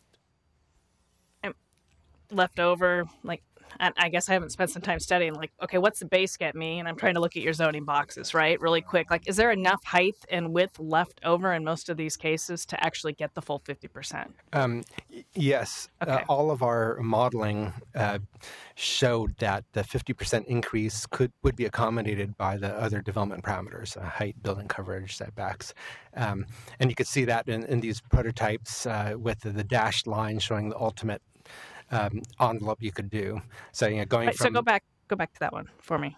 So for instance, the 5 feet of height doesn't get me an extra unit. So that's kind of where I'm like, nice, but it's not getting me a unit. So if I'm going to try to get more units, I got to build in that back area of that box, right? not quite. The base FAR shown here, that's 1-to-1 FAR. It's cover half the lot. You get to 1-to-1 with 2 stories. If you want to get 1.5-to-1, you could fully utilize the 3-story allowance and achieve that full 1.5-to-1 FAR. And that's the same way with the other zones, going from the 1.5-to-1 base in the RM2 to the 50% increase. It's still within the same 45-foot height allowance, but filling up that box to a greater extent. Got it. Thank you. You've answered all my questions. I'm good with it. So, but there's a whole bunch. Jeff, and then looks like Eli, and then Andreas. Not a whole bunch, but a few. So I assume, or you've thought through the conversion, because IZ now deals in units.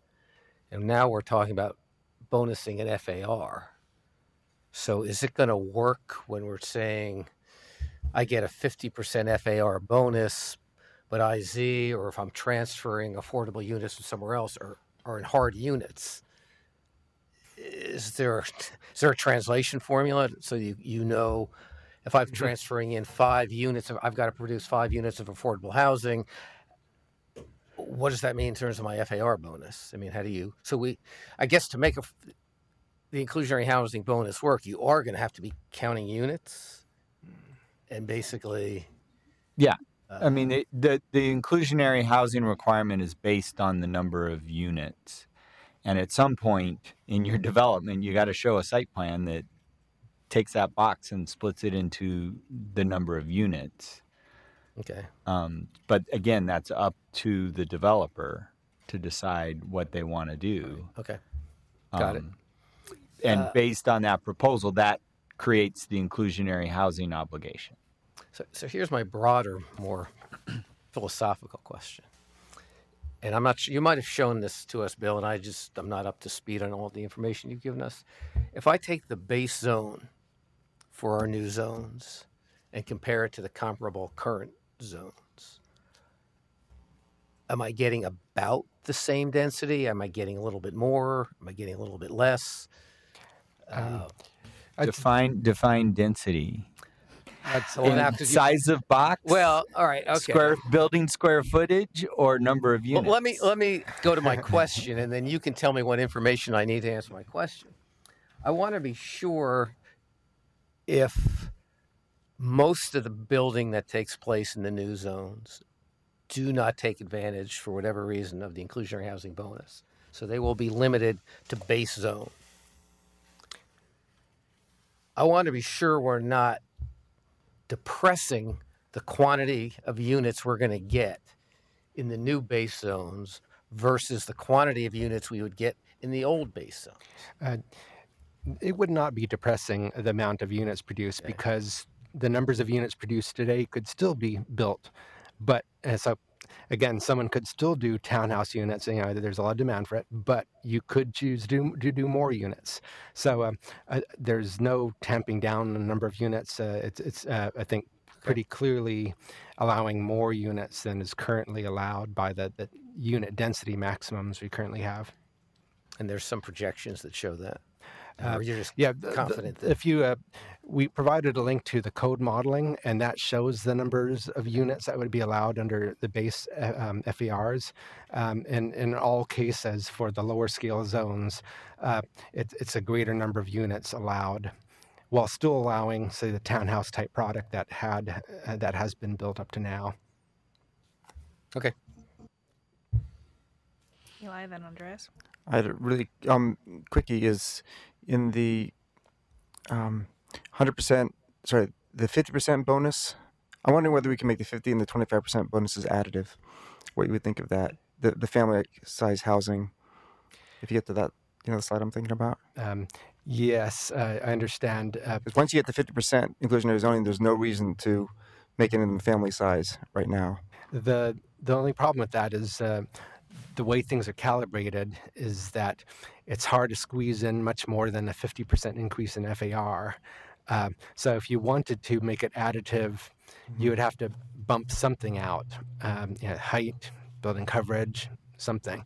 But under the current parameters, you couldn't make it additive. It's just very difficult to get more than that 50% increase. Okay. I think one of the, if we, you know, if you did go that direction, I think one of the things we'd want to think about is a relationship to the family unit reconfiguration option under the inclusionary housing program, and what that means in terms of accessing the bonus and family size units of affordable versus market rate. I think there'd probably be some interaction between that reconfiguration bedroom option and that addition of the 3-bedroom bonus, and it may get a little messy there. Great comment. So would that be an option? If you decide to go the 50% inclusionary, could I then go, do the bedroom option versus the unit option? I mean, right now, there's nothing in the code that says you can't. I mean, I guess the question is, would PHB allow that to stay? Because I think that stays in your administrative rules, huh? So I guess let's just go through that one more time so that I'm clear. So if I was to choose to go take the 50% FAR bump up bonus for inclusionary housing. Now I've got myself in the inclusionary housing program. To meet the parameters, one of the options today is to count bedrooms instead of units. That's right. Is so you that, can would that still be an option to go that route once I'm in the program? You can still, yes, with this new bonus, all of the other program options are exactly the same. You would still be able to reconfigure units into 3-4 bedrooms as you saw fit. Maybe another way to put the question from the other side is anyone ever going to take the 25% bonus? Because to do that, you have to have family size units, which probably automatically qualifies you for the inclusionary housing. Maybe not? A big difference is that there are fewer strings attached. It's a different income level, isn't it? Okay. It's 100% median family income, so hitting that middle band that isn't covered by IH, and it's only for a 10-year term of affordability to better accommodate some of that. Sorry, I forgot that. Those pieces. Thanks. Andreas? Going off what Andre was saying, I was wondering it seems like in general the city's having a lot more FAR transferring, and so as it becomes more of a market, I was wondering how that's tracked, and if it's tracked at any point beyond permitting. I'll see if I can attempt to answer it. There are covenants that reflect the decreases or increases in development allowances from transfers that go along with the deed for the property. And BDS attaches the covenants and so the changes in FAR with the permit information in the TRACS database. So TRACS provides a fairly ready way of keeping track. It's a lot more fine-tuned now than it was, say, 10 years ago. So if I understood that correctly, the idea would be if you have a property and they're transferring their development rights, at the moment they transferred it, the new property would come in to get permitted, and then both properties would have a covenant recorded in that moment that transferred one of the properties giving away their rights and the other property receiving that rights. Correct. Property giving away could give it away and have that recorded prior to the other property using today.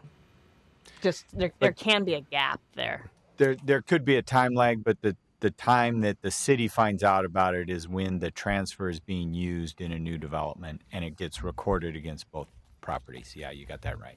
Right. I think one thing that would figure into this are just some of the economics. We spoke to Seattle planners about their transfer allowances, and they had said they actually have staff who are devoted to working on some of the transfer provisions, and their land use attorneys who specialize in it. And of course, their real estate market is a lot more heated than ours, but getting that additional scale is real value there. So some of it could be dependent upon those things. This is where I'll make my plug for it should all be covered in Portland maps. Yeah. I mean, it should just, there's FAR to give or not. Yep. If someone goes to start searching Portland map, they make an offer, and at that point, you can track where the FAR is going. It sounds really easy to a user. I'm sure BDS thinks different. I just wanted to do a brief time check. Yep. Because we still had 4 other issues that they're not as deep as this one. This is sort of the base foundation, but we did have 4 other issues we wanted to try and get through tonight. So I think that's fine. I think we can move on. I got the feel that you had support for staff's position on that first one, and I'm seeing nods ahead. So let's go ahead. All right. All right. We'll move on to topic 2. So the support for staff position. This topic is related to bonuses and transfers and historic districts. And just again, before filling in with background information, the options we've identified are supporting the staff proposal, which allows the inclusionary housing and 3-bedroom bonuses in historic districts, but not allowing the FAR transfers into those historic or conservation districts, or the deeper housing affordability bonus. Or the number 2 is modify the proposal to allow FAR transfers into historic districts, but don't allow additional height in the historic districts. Number 3 is change the proposal to not exclude historic districts from any of the bonuses or FAR transfer options, allowing the full scale that would generally be allowed. But before we get discussing that, I do want to just highlight a few things. I think we touched upon this. The current proposal is inclusionary housing, especially since it's mandatory in many cases. We're proposing to allow that in historic districts, as well as a moderate income family housing bonus. It's not a whole lot of additional FAR. But FAR transfers could transfer out of historic districts, but not into the historic districts. Also, the special bonus for deeper housing affordability, especially because it's fairly dependent upon additional scale, we were proposing to not allow it in historic districts. One question was, well, how do we regulate the historic districts in different parts of the city? And we did a little comparison. In the central city and their historic districts, they allow FAR bonuses and transfers into historic districts, but they don't provide additional height allowances in historic districts. So you can bulk up the scale, but you have to stay within the height. The mixed-use zones do not allow any bonuses or transfers into historic districts, not eligible for inclusionary housing or any other increase in FAR, and there's no height allowed. The multi-dwelling zones did a little bit of a mix, again, allowing FAR bonuses for IH and 3-bedroom units, no transfers in, and no deeper affordability bonus, and generally no additional height allowed. under the proposal. Bill, real quick, on the mixed use zones, don't you get an IH bonus? No, you don't, not in historic districts. Oh, not in historic districts. Sorry. Thank you. Okay. Or conservation districts. And part of the concern was that the Landmarks Commission had raised concern about the allowed by right scale already being too large for many of the historic districts. And they have the purview to deny that FAR and height. So some concern about zoning, which appears to provide additional scale when they may not actually be allowed. Did want to provide a little bit of information on where the historic Go back to that chart there. In the residential infill project, how would that be handled as proposed? The residential infill project? So you've done the higher density ones, but not the lower density one? And this is in terms of the additional units? I know the answer to the question is that there's no special protections for historic districts from any my of the understanding incentives is in there the isn't residential infill. special. Thanks. Is that correct, Morgan? Oh, we got the expert here. Morgan Tracy, project manager for the residential infill project.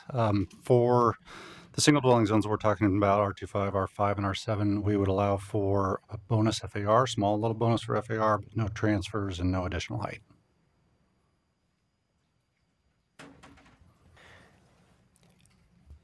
Right. In terms of where the historic districts are in relationship to the multi-dwelling zones, overall, it's a pretty small proportion of our multi-dwelling zoning, but 4% of our multi-dwelling zoning is in historic or conservation districts. That amounts to 229 acres. However, if you look at the larger scale zones like RM3 and RM4, those have higher portions of their land area in historic districts. RM3, 13% of the zoning is in historic districts. In RM4, it's 41% of that zoning is in historic districts. And those higher density zones are concentrated in places like the Northwest District and Kings Hill. And here, the solid lines show historic districts. The dashed lines show the conservation districts, the locally designated districts. So a large portion of the Northwest District, or Alphabet Historic District, has multi-dwelling zoning. As is the case with Kings Hill, Irvington, a lot of the southern portion has multi-dwelling zoning, and some of the conservation districts have it as well, and the one edge of the Ladd's Addition. So it's not a whole lot of land area, but somewhat higher in the higher density zones. Again, I should just summarize it. Differences: Central City allows additional FAR from bonuses and transfers, but no additional height. Multi-dwelling, again, a bit of a mix. Our proposal was not allowing FAR transfers. But going back to the options we had identified, one is support the staff proposal, allow IH and 3-bedroom bonuses in historic districts, but not allowing FAR transfers or the deeper affordability bonus. 2, modify the proposal to be more consistent with the Central City, where you allow FAR transfers into the historic districts, but don't provide additional height, including the deeper affordability bonus, since you pretty much need height to realize that. Or 3, just change the proposal and do not exclude historic districts from any of the bonus or FAR transfer options. Any questions, comments? Eli, then Andre. Well, I have a pretty visceral response on this one, which I wish I'd been more tuned in when we did the mixed-use code update. Is that if we're going to say parts of the city are not going to participate in providing the affordable housing we need in the city, we better really look closely at what those parts of the city are. And historic preservation is an important goal, but there's other goals too, including equitable distribution around the city. And my sense, looking at the maps of where the historic districts are and where the conservation districts are, is that unless the staff studied otherwise to show that those are not in particularly affluent parts of the city, I think that they are. And I would call out that there's not a single historic district or conservation district east of 82nd, except for the road up the Rocky Butte, right? And that means that in terms of where can you put affordable housing, you can put it in parts of the city where there's not conservation districts, but you've raised the bar to put it in pretty big chunks of the city. And I sent over, I think that if historic conservation districts were sort of scattered around based on where historic properties are, then you might be the case. Or historic properties are scattered all over the city, except they haven't been inventoried east of 82nd. But that's not where they land. They land in some pretty wealthy parts of town. And I harken back to when Portland was in a housing crisis in World War II, and we said everyone in the city needs to be part of the solution here. We need to provide affordable housing, internally divided homes, whatever you want, except if you're in a single dwelling zone. And back then there wasn't very much of it, but it said in the code, if you're in a single dwelling zone, you can't use the provisions of the war code unless you get a certain percentage of neighbors to sign off within 200 feet. And this rings true to that. I think that we should not have, I guess I need to hear the case for why we should leave parts of the city out towards participating in our response to the affordable housing issue. So I would just say it's a little more complex because it doesn't necessarily mean a project in one of these historic districts. They're not really, they are still obligated for the inclusionary housing requirement. They just don't get a bonus to help cover those costs of that requirement. So that's one. So that complexity, whether that results in smaller projects that come in at 19 units instead of 25 or 30 units, that may be a dynamic there. But just because we don't offer a bonus doesn't mean that doesn't get them off the hook to meeting the inclusionary housing requirement for those larger projects. But it does go to play the deeper affordability of bonuses and where nonprofits might want to play and build houses. But we just saw finally the project in Northwest get through the Landmarks Commission under current sort of scale and that sort of thing. And so there's a dynamic there. And ultimately, we hear from BDS and Landmarks Commission, they don't like to say no. So there's some truth in if they're not going to approve the higher density, then why advertise it? I'd like to have a separate discussion on that maybe for the next one because I have a different take on that one. But I think we are agreeing that it does raise the bar. It makes it harder to do projects because you can't access some of the things you could access 20 blocks away. I do want to clarify that in the multi-dwelling zones, the proposal is that you would be entitled to the full inclusionary housing bonus, at least in the zoning code. It's dependent upon landmarks, what they do. But the IH bonus and the 3-bedroom bonus would both be available in historic districts. Right now, the proposal was not to include FAR transfers, which are more of a voluntary type provision, especially compared to inclusionary housing. So I understand the height issue, but the FAR, if it seems that, are we not driving the properties to under 20 units? And even if you had the FAR and they still could not go above the height, I guess the question is there still an advantage for the deeper affordability without the height to the historic district? Because then it seems to me you drive the question of affordability and affordable housing into the historic district because you're still not raising the height, but you can take advantage of the full FAR of the property. Probably. I don't know. And that's the question.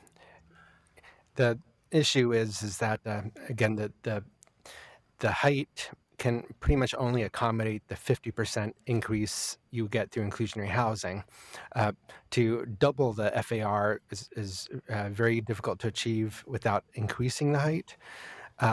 So that's an issue. And then another issue is in some of those higher density areas, such as Northwest District and Kings Hill, the base allowances, such as an RM4 zone, where you're starting out at a 4-to-1 FAR, you do your standard bonus to get to 6-to-1 FAR, you're already at a very expensive construction type.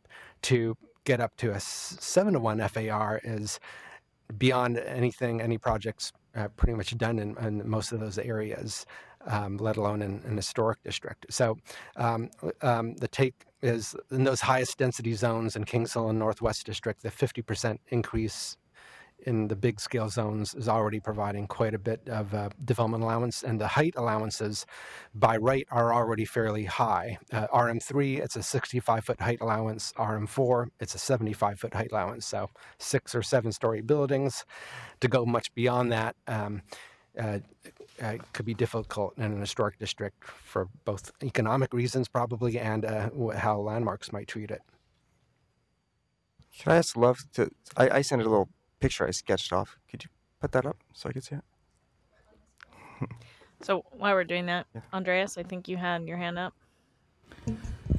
So I appreciate staff's perspective that, if I'm understanding correctly, this might largely be a moot point because most cases wouldn't pencil out either economically or in terms of logistics. But I do want to definitely echo concern about how historic districts have been used and their role in exclusionary housing. And I appreciate that it seems like that's been thought of in this project. I recognize this is an area I don't have enough expertise to necessarily feel certain of one direction over another, but I do think it's important that we spend time discussing it. So did you want to comment on the slide? Go ahead, Ben. Just to pick up on the previous 2 comments on height and construction methods, I think that's true to the way today's buildings are built. I think it'd be probably important to leave that opportunity open for new technologies that are developing. There is one that's called CLT, cross-laminated timber. That's actually been a developing technology for the last 20 years, but sounds like it might be finally moving forward a little bit. And that's basically an all timber type of construction that actually can push the envelope a little bit more and break the mold of the original, the typical 5/2 or, the building as we know it today. So I think it's important to think in those terms too, that, 2, 3, 5, 10 years from now, there could be perhaps some slightly different economics. Eli, go ahead. Okay, yeah, so this is a sketch. I got some data from the city on blue dots being historic landmarks that are protected, and the red dots are the historic resource inventory, which doesn't go all that far east based on how big the city is. So they're scattered all over the place. And if you go to the next slide there, scroll down, I think. So I just colored in at this beginning of the meeting. These are the areas that are, the orange areas are landmark districts. The yellow areas are conservation districts, and the hatched area is proposed historic district. And there's another one in Eastmoreland off the map here. And I guess the question that's coming to my mind is that if we're allowing in everywhere else in the city except for those areas that have additional floor to accommodate affordable housing or additional FAR, does it feel really good that we would not allow it in those geographic areas? That additional floor. So again, the proposal is to allow the IH bonus in these historic districts. What we're talking about is the deeper affordability bonus that would be accessed primarily by nonprofit affordable housing. So I'm thinking those, the 100% bonus accessed primarily by affordable housing developers. Does it feel right that we would not allow that in those parts of the city? That's my question. And this zoning project is only looking at the blue areas, which admittedly is a very small section. But how does it feel like if the south end of Irvington, which is all blue, you can't do it, but you sure can do it everywhere in East County? I mean, I'm not sure that feels so good to me. And that's the question I want to put out there. And then the other discussion, which is we're sort of talking around a little bit, is in the higher density areas, where we're talking more like this RM3 and 4. I think I understand. I've read the letter from Landmarks. I know they said they're not going to prove anything over 75 feet, and they've got the authority to do that. Got it. That's a conflict with. That's a question. I mean, and City Council has to arbitrate that stuff. My understanding is that was going to be discussed through the DOZA process. If we just sort of take their letter and dictate it down, that's not negotiation. That's capitulation. I mean, they don't get to write the zoning code. We write the zoning code. So if I feel like I want to bring this sort of perspective into this discussion, that's one perspective, but they are tasked with historic areas, right? We are tasked with historic areas and where we invest our infrastructure, where we want people to live, the jobs housing balance, all these other equity issues. So that should be a factor in our discussion, but I don't think we should just say, they asked for it in their letter, we're just going to go for it. I think that was queued up as part of the DOZA discussion, so I'd rather not try and resolve that with this code project. Andre?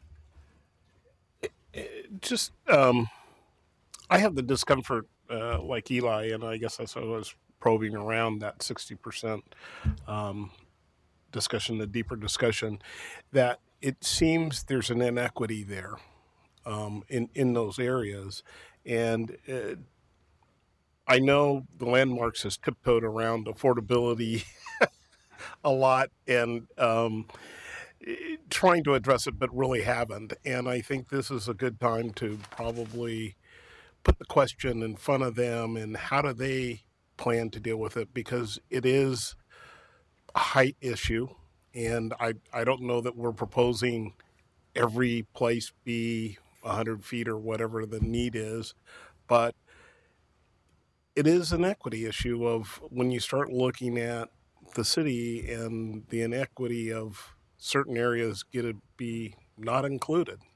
So it's not part of this probably, but it's a question I think we as a commission maybe should put for them to help us solve through some other process, and maybe they can do that through their process. So generally, I support where you're going and the balance you're trying to strike here. What my concern in my head, which is kind of echoing a little bit of this though, is these are the orange blocks today, the potential orange blocks today. In time, there's other huge swaths of the city that are going to have the potential and the age to be historic districts. And so do they just decide they're going to be a historic district to stop larger development from happening within their neighborhoods? And so it's kind of, I think understanding that how this balance all comes together is critical, because it's only going to be an issue that grows as our city ages, potentially. I mean, it kind of, time will tell, but there's other large groups of neighborhoods that could sign up to be historic districts. Go ahead, Jeff. Just as an aside, I thought I was part of a subcommittee that's supposed to address this. You are, and there's this meeting scheduled. We have a to next. meet Oh, soon. okay. Mhm. So just we do have a process underway, which I always thought was going to try to reconcile this issue of what's the right balance. I think that's happening, right? So I'm not sure what our timeline is, but so one, I think at some point we're going to come back with a zoning code proposal that I hope tries to reconcile the question of where's the right balance of authority. And in terms of what the options are you've put in front of us, they seem like there's not a lot of impact in the choices you've given us. So I'm not sure where I land in trying to find the right balance, but I'm not sure whether we allow FAR transfer. So that would be an FAR transfer not tied to inclusionary housing? Correct. Okay.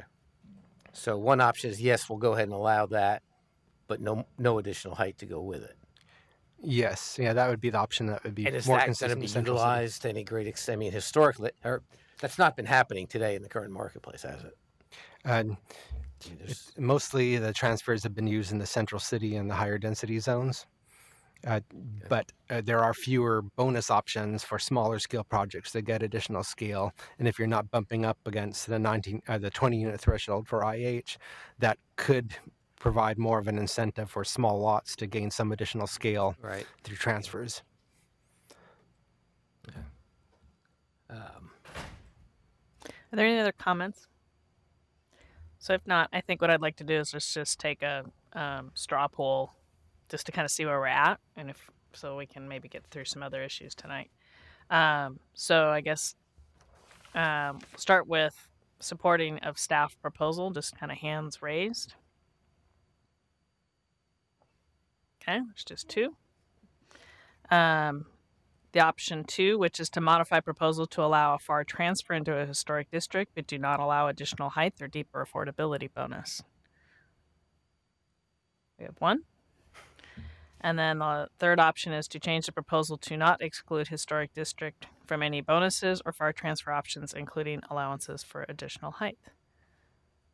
we seem to have a majority with option 3. Well, and I'll add that I'd really like to hear what the subcommittee says before finally deciding this. Well, Are you I'll referring tell to you right DOZA now, group? the historic We're separate from historic DOZA. resources subcommittee, which is different than the DOZA 3x3 Oh, okay. group. I don't know about this.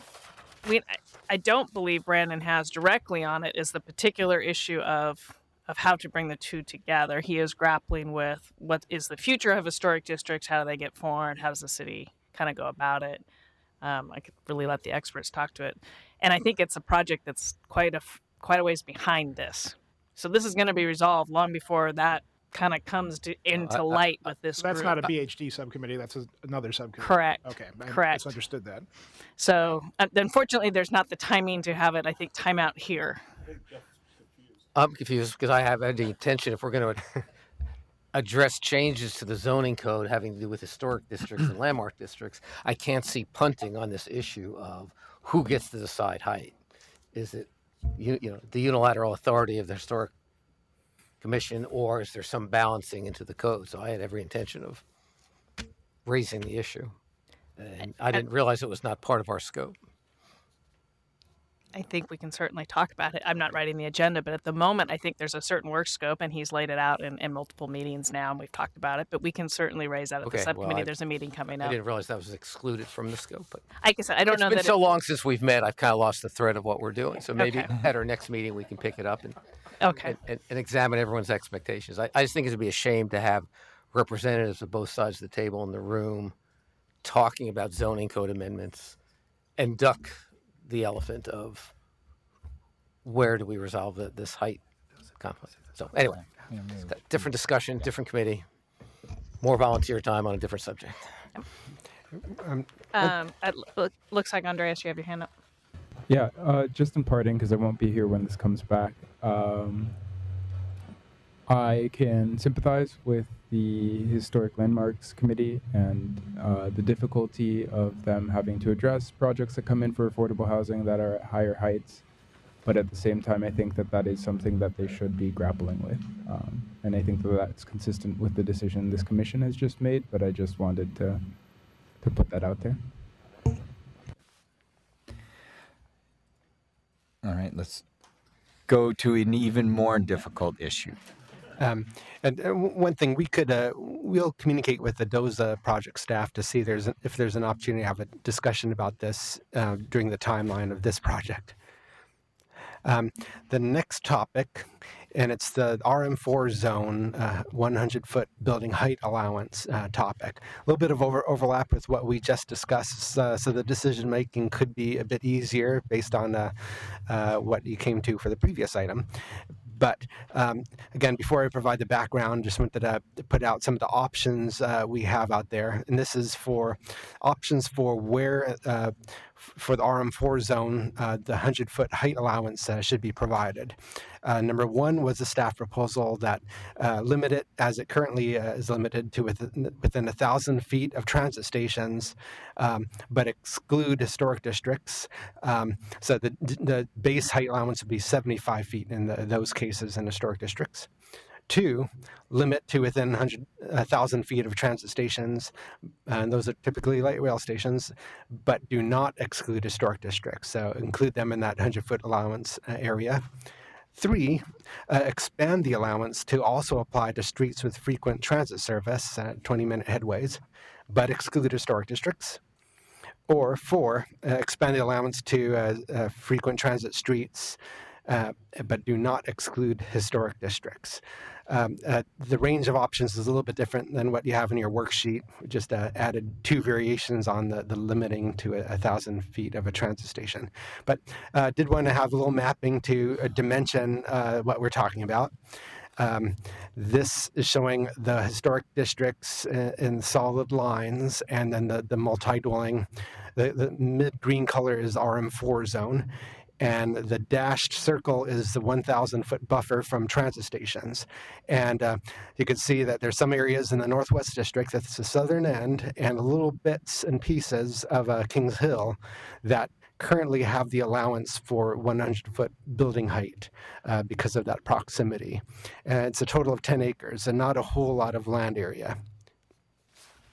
In terms of the options we're putting out there, one is, as I was just showing, the concept of the 1,000-foot allowance from light rail stations, but not including historic districts, and that would make it accessible to get that height only in 15 acres of land, including some light rail station areas and some areas at the very edge of the central city. Other option is have it within 1,000 feet of light rail stations with no exclusion for historic districts, and that would boost it up to 25 acres. And just so you know what you're seeing in the diagram, we did two radii situations. The first circle is 1,000 feet from a light rail station, and the second one, for the sake of analysis, was 1,500 feet from a light rail station. The next option is the idea of expanding the 100-foot height allowance to also apply to properties within 500 feet of frequent transit lines. So that's 20-minute headways during peak hours. And this would boost it up to 68 acres, and it would add areas such as some of the RM4 zoning along Martin Luther King Boulevard, and some areas in at the edge of the Lloyd District in the Sullivan's Gulch area. And that would bring it to 68 acres, and that's excluding historic districts. If we were to expand the allowances to also apply to the transit streets, and you were to include historic districts, that would add a large chunk of the Northwest District's RM4 zoning to a 100-foot height allowance, including areas in the Alphabet Historic District. It also add a lot of Kings Hills RM4 zoning to that 100-foot height allowance. So that not a whole lot of land, but there would be changes. Some of this relates to testimony received from related to a property at 21st and Multnomah, and that is right here, just to situate that testimony. And they were asking for that 100-foot height allowance for properties in their situation where they're near frequent transit. I did want to just give people some sense for what's been built in the bigger scale RH zone that's being turned to RM4. There's been about half dozen projects built along MLK in that zone, and they're usually a 5 to 6 story scale. Somewhat bigger buildings in the Sullivan's Gulch area, a 6-story building, and then one being built right now at 21st and Multnomah. That's only one of these that's fully utilizing that 75-foot height allowance as a 7-story building. On the west side, there are a couple 5- and 6-story buildings in the Northwest District that are in that larger scale zone, and only one project in the last 10 years that was built to extend beyond the 70-foot height base allowance. Terwilliger Plaza achieved, I think, 9 stories, so pretty close to 100 foot building height allowance. So up to now, even with the broader area near transit stations where the 100-foot height allowance applies, there's only been one building built to it. So that's there for context, and just bringing us back to the options we put out in front of you. So it was some overlap with the historic district topic, but this specific topic is looking at expanding that 100-foot high building allowance to transit street areas. I was gonna ask you, and thank you for pointing out how often we've seen the 100-foot allowance used. And I will, for those if you're not sure where Terwilliger Plaza is, it's a very unique site condition and long and narrow and not a typical Portland block. So to me, it makes sense. The only way you're going to fully utilize that site is to go into that construction type. And plus, it's senior housing, so it's also not it's just a whole different program. It's, I guess, all I'm going to say. It's more commercial based, so than we're typically seeing built. Questions, comments? Go ahead, Chris. So I guess I'm having flashbacks to Task 5 when we made an attempt to align the two flavors of RH in the historic districts, and we got somewhere and council rejected our idea. I think based on the last discussion, I'm my thinking is starting to evolve towards the idea that if you, certainly historic preservation is a worthy goal, but if you allow restriction of height and FAR to be tools towards that goal, you're almost inevitably opening yourself up to the risk of exclusionary results. So I'm leaning towards not letting historic districts be a criteria for this. I'm just having, so little bit that I can say the historic subcommittee can share, because we haven't necessarily accomplished a lot. We've talked a lot of things, but we haven't come to any conclusions. But, and I'm a novice here, so I might look to some experts in the room, is somewhat the issue becomes in a district, and if you're contributing or if you're going into a district, is do you lose district status with the feds? And that's one of the things that the Landmarks Commission grapples with, is if the district is kind of got a datum line of buildings that are all of approximately, let's pick 75, and all of a sudden you have 100 here, does this destroy the historic district status? And do we lose everything? And then once you lose historic district status, you lose tax credits. So it's not as easy. I mean, it's complicated for them. And I think I just wanted to lay a little bit of background there for people to understand. I tend to, be yes, let's go ahead. Let's have the 100-foot height. But I get that it's a little more complicated. And for what it's worth in this particular question, I would lean towards not doing the 100-foot height allowance in historic districts, but I would expand the allowance.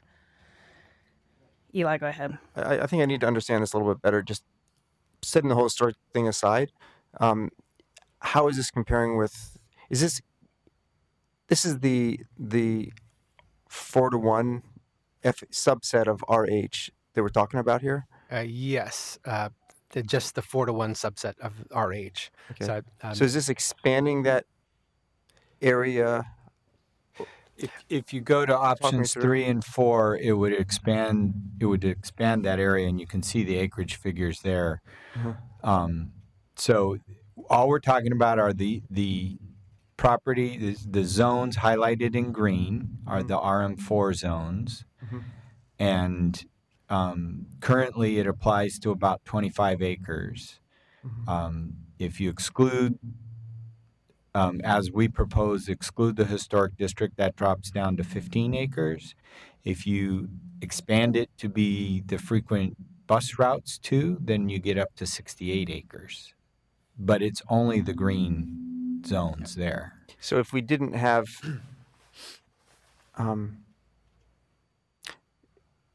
so this is expanding, independent of the historic thing, this is expanding what's allowed today. So it's basically making some stuff that would otherwise would have been 75-foot. Right. Yes. If you think about basically the policy statement is our frequent bus network is good and equivalent to the light rail system, and that, especially for these closer in sites that are in green, being close to a frequent bus route is just as good as being close to max, and we should be up in the density and getting bigger buildings in these areas. Okay, so this effectively this would upzone some areas, except it wouldn't upzone the areas that are within the historic areas.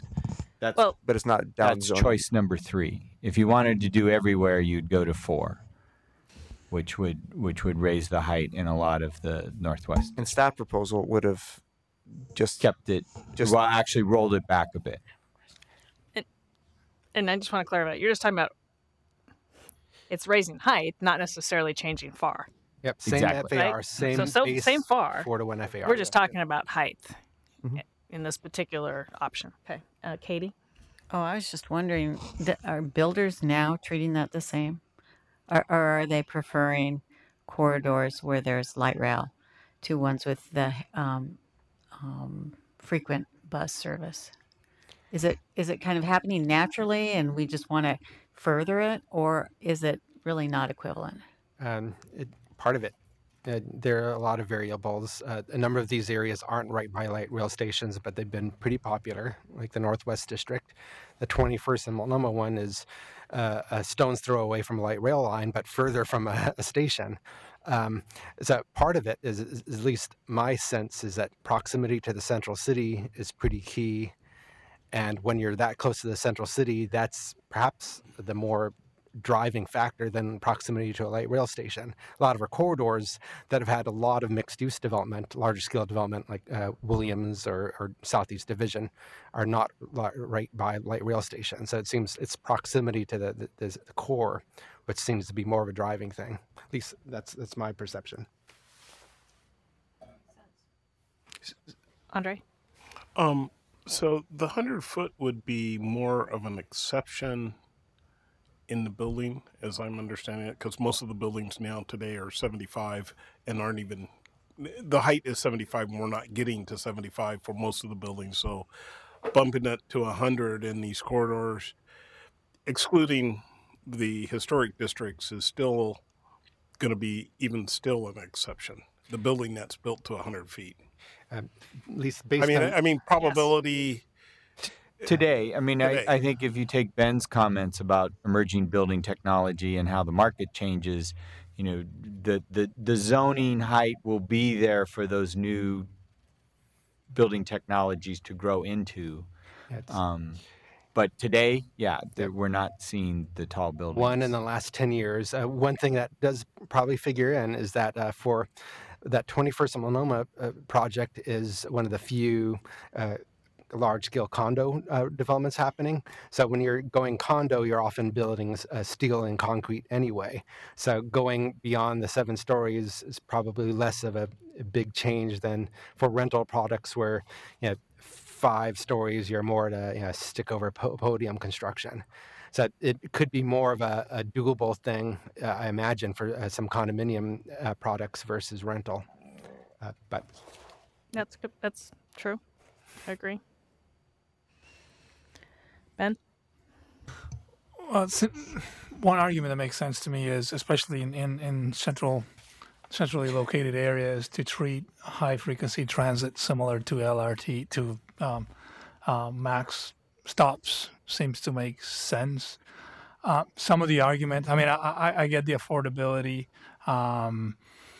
issue and the fact that we should be equal. I think there's some ramifications from an historic district standpoint that I think we may want to dig deeper before we dive into saying, yes, 100 feet is not an issue. I think you brought up some good issues, Kat. So I'm more leaning towards option 3. But I feel like we should perhaps dive a little bit deeper into the ramifications of what 100 feet would mean for an historic district and conservation district. So can we go back to the options, perhaps? Were you wanting to say something, Jeff? I just voice my suggestion. I support number 3.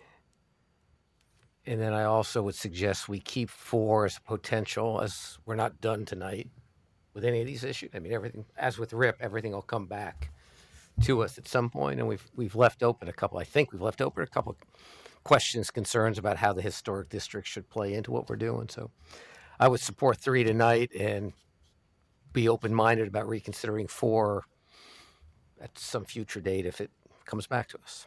So I think at this point, unless Chris, you want to, I was just going to maybe suggest that we kind of do a straw poll unless you wanted to add something substantive to the... I have a pedantic transit question. Okay. For purposes of this categorization, would the Division BRT line be transit stations or frequent transit line? We haven't figured that one out yet. Okay. I'll wait for my answer then. Just a clarification, could we say 3 with an asterisk, and the asterisk is maybe 4? 3.5. Yeah. 3.5. Just that kind of baseball aspect. What's Okay, the... So where I was going to go is let's if you support 3, the historic district conversation's still on the table. We'll just say that no matter what. So don't let that bias. Don't let 4 bias your vote for 3. So if you support 3, raise your hand. We have a majority there. Cool. And we welcome the additional conversation on historic districts.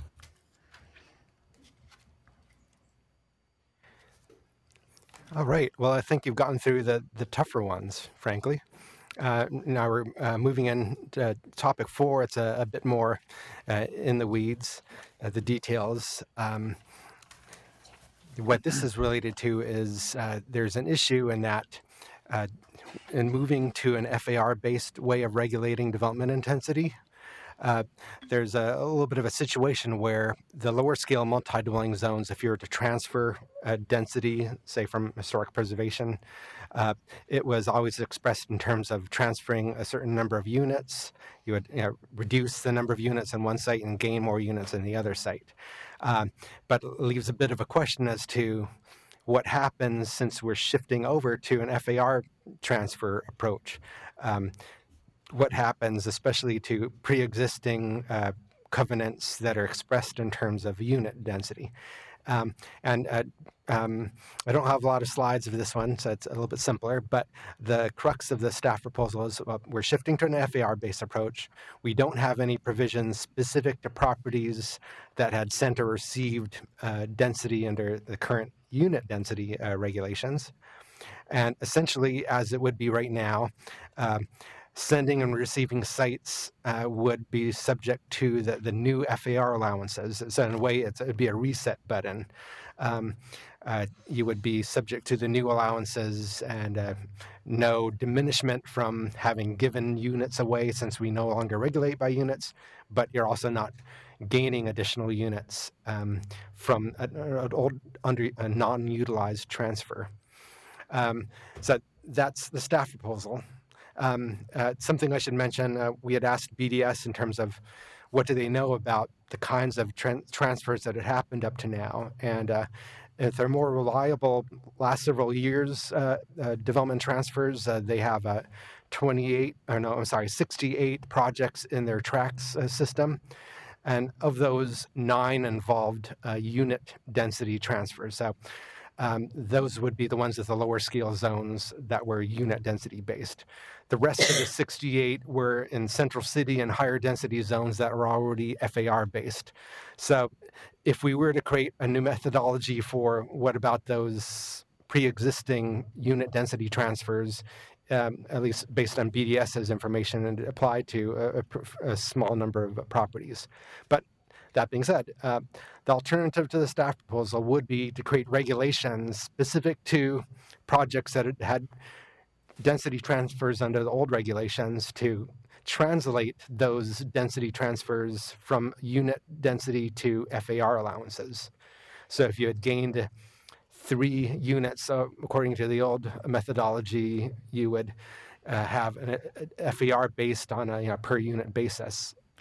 Which we did with the manufactured dwelling park. We have that formula: 1 space equals 800 square feet, and we would just have to figure out how to apply it to these 8 or 9 situations. So, quick question: with those unit transfers, did any additional development right come with it, or development standards? So, any additional FAR, any additional height? Then I guess where my head's going is, if we just got rid of the fact that units no longer, you can have as many units as you want, and they weren't getting additional FAR height before, we've basically just given everybody what they got already. Correct? Or am I missing something? Correct. You would not gain additional height or building coverage according to the old model. You just got additional units. Okay. Jeff? I see a legal problem, and I'm wondering if you've run this by the city attorney. What's been transferred and received is recorded in the deeds. It's a covenant. So I'm not sure if the city can undo those covenants at this point. The covenant has a termination clause, which indicates that if the giving and receiving sites are no longer subject to maximum densities, that the covenant could be terminated. But I've done this apparently 2 or 3 out of the 9 times in the city. So I have some experience with it. I think that the best solution probably is not to, given how few times it's happened, not to bake it into the, I thought there might be a need for the 800, some equivalency, like with the with the manufactured dwelling code. I think it'd probably be worth as an alternate here to ask staff just to look at the ones that are out there, because odds are pretty good that if you transferred, if you purchased density, if I purchased density from you, I would have used it right away. I've already used the benefit of it. Right. It's not just like sitting out there for future use. So you're fine with this proposal because you just sold density to me, but now you're just back to where you started. So you're in good shape as the seller of the density. And I'm in fine shape because I already used the density. The only person who would be hurt, sort of, is if I bought the density from you, but I haven't gotten around to using it yet. Then I just paid you a bunch of money, and now I'm back to square one. Well, you aren't back to square one. You have the density now. You can have as many units as you want. You just paid money for nothing. It's now free. Money for nothing. Right.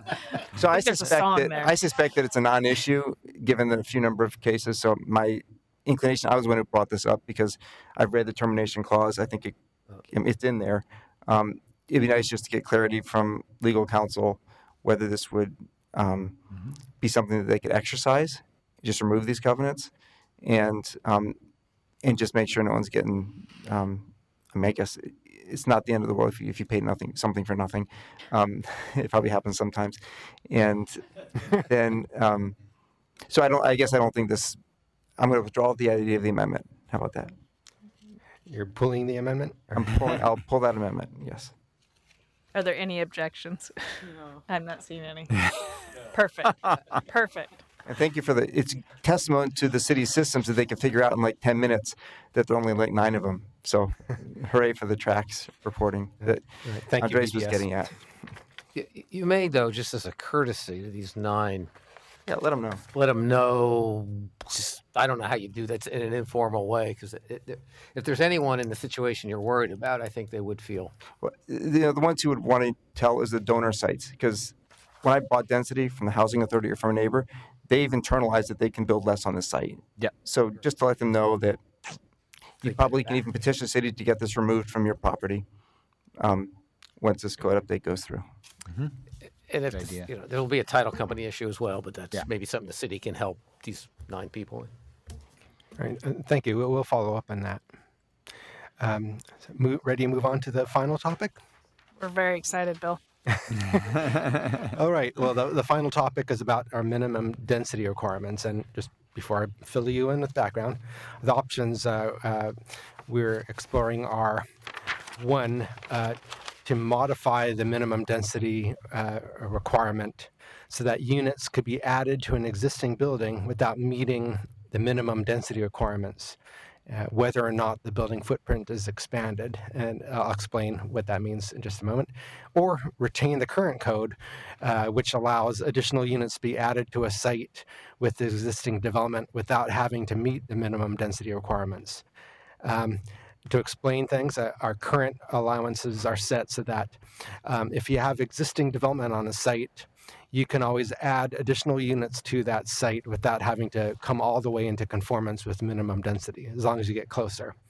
The proposed draft is proposing a change to this so that generally if you're adding units to a site, especially separate new buildings, you would need to meet minimum density standards, with exceptions for adding ADUs, internal conversions of an existing building if you're not increasing the building footprint, and exceptions for sites that are in flood or landslide hazard areas.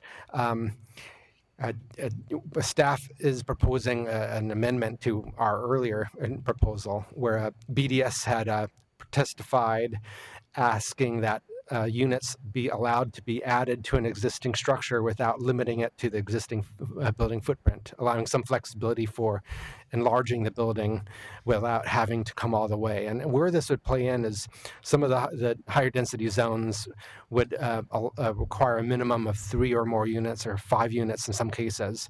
But in many cases, having an existing house, if someone wanted to do an internal conversion, keeping to the 1-2 unit building code, and they wanted to convert a house to a duplex, without this exception, they couldn't convert that house to a duplex. So it's intended to accommodate that. And just to highlight too, both current and proposed regulations would exempt properties with historic resources from coming all the way into conformance. And there's the lesser density requirements for tree preservation, and those aren't intended to be changed.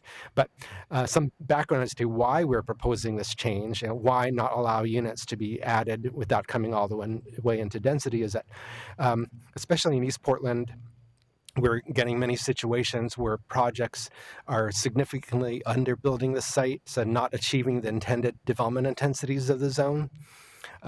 The project on the left, that site plan, is showing a situation in the R1 zone along 122nd on a 54,000 square foot site where the site had 2 existing houses and they're proposing to add additional houses. And meeting or missing minimum density by 16 units. Generally, that site would require 37 units, while they're proposing 21. So it's somewhat significantly lesser scale than what's intended for that zone on a major corridor. The image on the right is showing a development on the same corridor that's built to the intended densities. It's more of a multi-family building type. Some other examples are these ones. On the left, there are 3 sites. This house and the 2 units in the back were each 14,600 square foot lots, and they're intended in that zone for a minimum of 6 units. But because you could always add without coming all the way into conformance, these only added 2 units for a total of 3 units for each of those lots. And the example on the right is in the RH zone along light rail.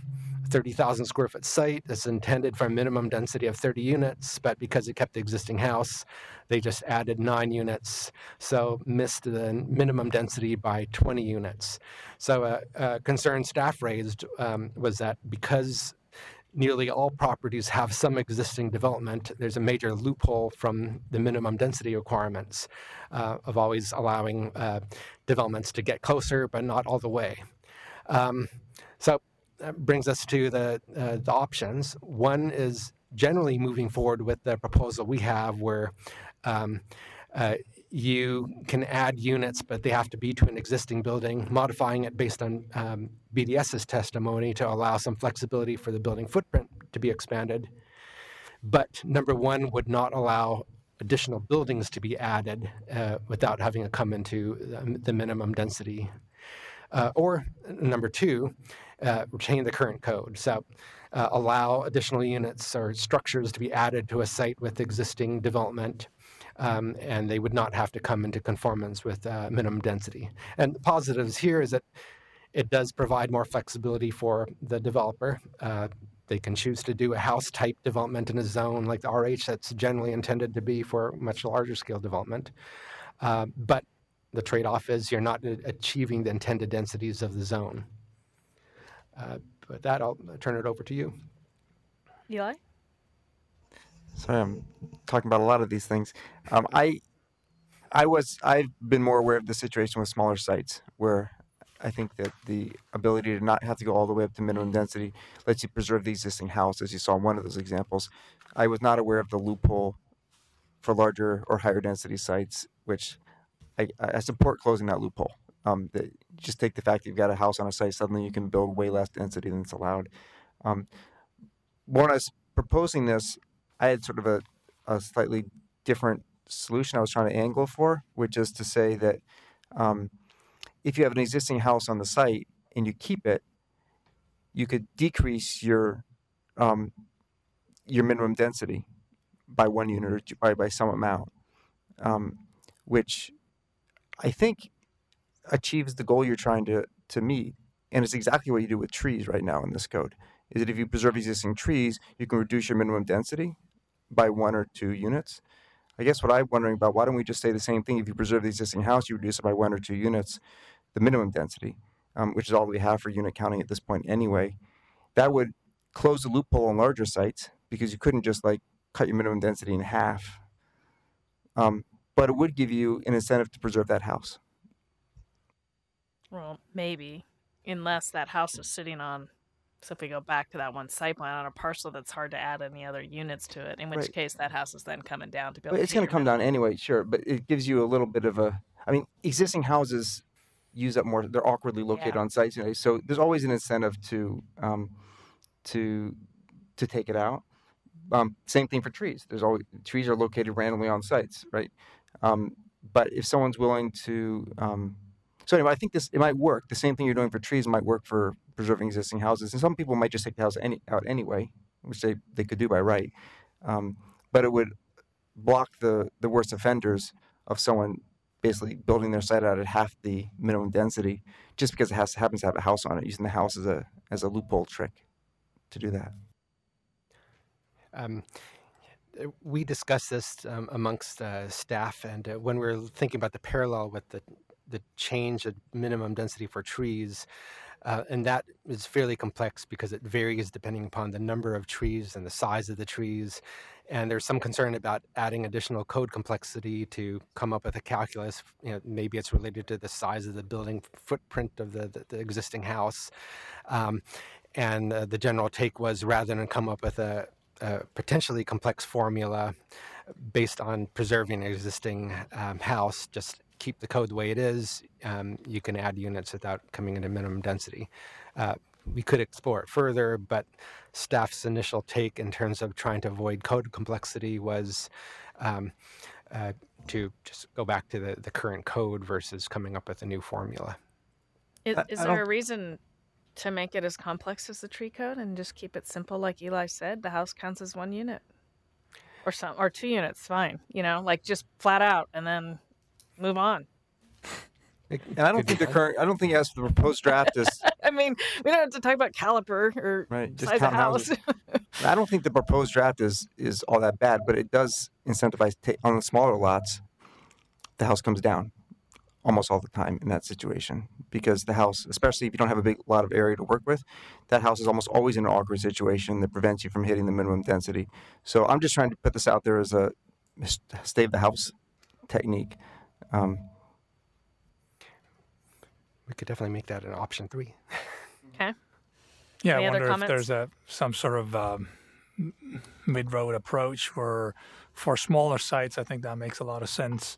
But maybe there is a tiered approach where maybe above 10,000 square feet, that option no longer. I mean, it's definitely a loophole at that level. I mean, if you have a site that's bigger than that and you have a house on, I think the intent would be to close that loophole. But for smaller sites, I would be all for trying to preserve the existing structures if you can.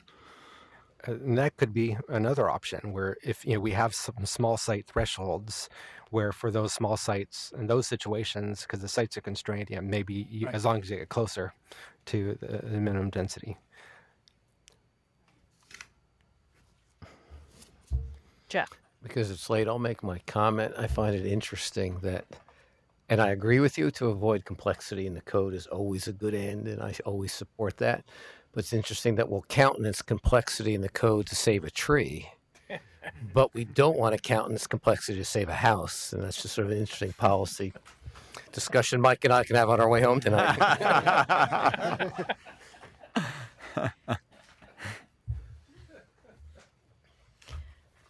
So, and then I just have one question. So it sounds like we have kind of 3 proposals, maybe 4 on the board at the moment. Is there a way that there's an option, like you could do 1, but you can modify, like as a way to preserve the house, I guess you can add units to this. You can modify the footprint. It still counts as a house, and it's going to count as 2 or something like that. Plus, you now add an ADU or 2, so those each count as units towards your minimum density. Like, is there a combination of some of these things we've talked about that makes sense?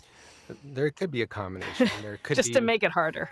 Just to make it more complex. Add units to an existing building as an incentive to keep a building, and there could be something where small sites, smaller than such and such square feet, I don't know if it's 7,500 square feet or 10,000 square feet, can get closer to the minimum density without coming all the way into conformance. Would it be helpful to start the next meeting with like 4 pictures of what these could look like, and then you can actually sort of visualize it and choose which one? I certainly love that idea. Bill wanted to get this done tonight. I don't know. Bill does do like to people draw pictures. do people feel like you have a pretty good handle on it? Do you want to have kind of more information from staff on how to kind of write the other options up? Well, I think this staff obviously was already asked to try and figure out how to write it up, and came back and said it's hard to do. I mean, I still don't see in my head why it's that hard to have the same tree table and just say you could reduce your minimum density for trees in this way, you reduce the minimum density for the existing house this way, same table, add a row. If I've not thought it through enough, then, and it's really actually harder than that, then you can tell us.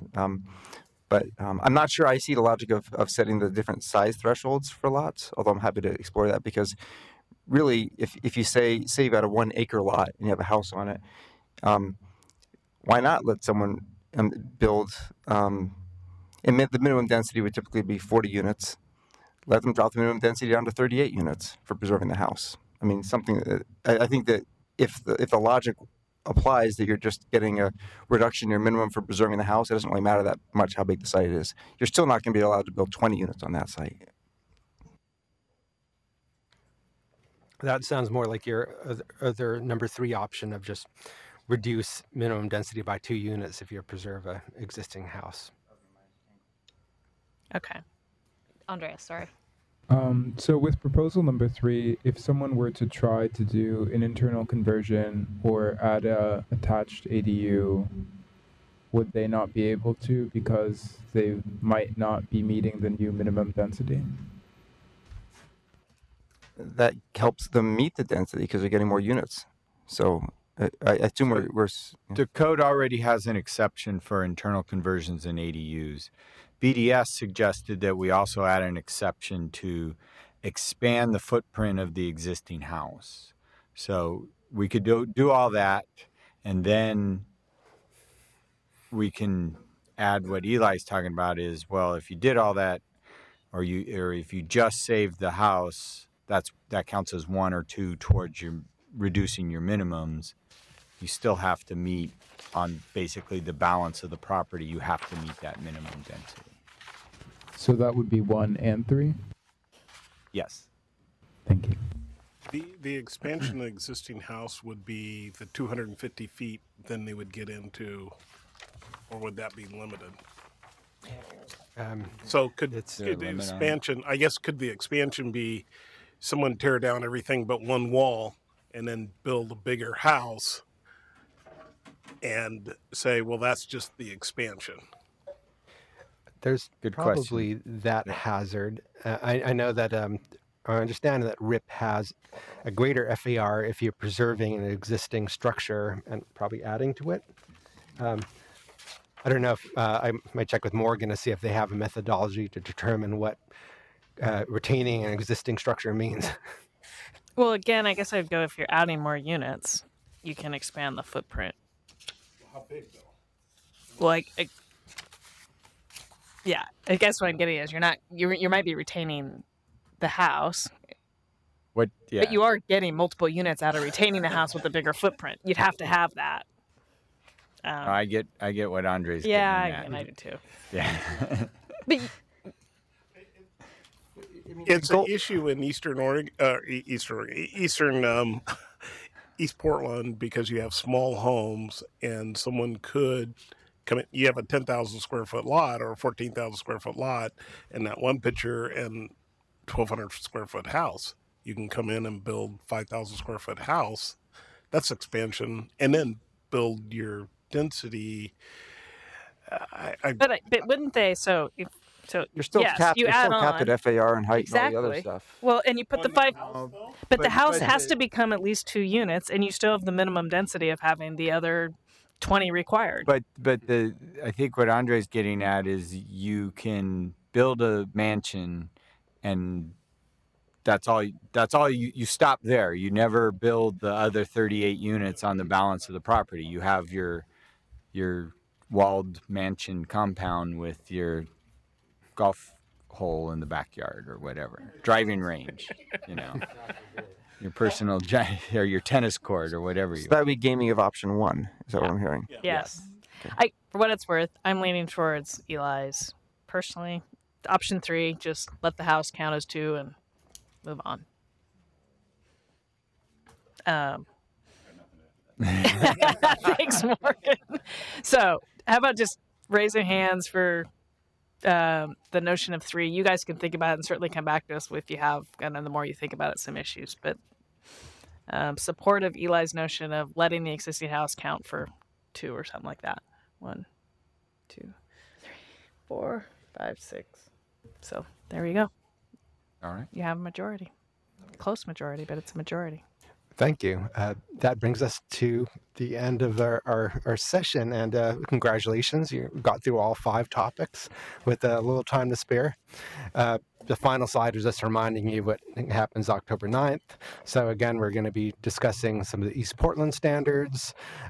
PBOT staff will be here to chime in on things related to street connections, and we'll be talking about parking ratios and potentially transportation parking demand management requirements. So stay tuned for that. And prior to that, we'll be providing you with answers to the questions you had posed related to these topics. And well, based on the input you've provided so far, we'll create the worksheet for that one. And then November 13th, a pretty big session getting to the details of design-related things, some of these setback issues, including setbacks in corridors, height transitions, parking design, visitability. So really appreciate your time and moving through things so in such a timely way. Well done, both of you. Thank you very much. Susan, Andreas, you'll be dearly, dearly missed. Perhaps for the last time, I will take a little bit more of your time. I just wanted to thank you. It's been a true pleasure serving on the commission. I have learned a lot from everyone here, and it's really been an incredible experience. I don't think coming into this that I anticipated to find a group of people so willing to give so much of their time and energy. I think it was definitely a shock coming from a planning background to find a planning commission that took to task learning more about equity and pushing that viewpoint onto a bureau. I think it's been amazing to work with staff. I greatly appreciate the patience you've all had with me and with all my questions. It's truly been incredible to see members of the public come in and spend their time to learn about zoning proposal, about planning concepts, and to have comments that extend beyond their individual property. I think that it's been an experience that I'm definitely going to take with me. I'm going to miss it dearly.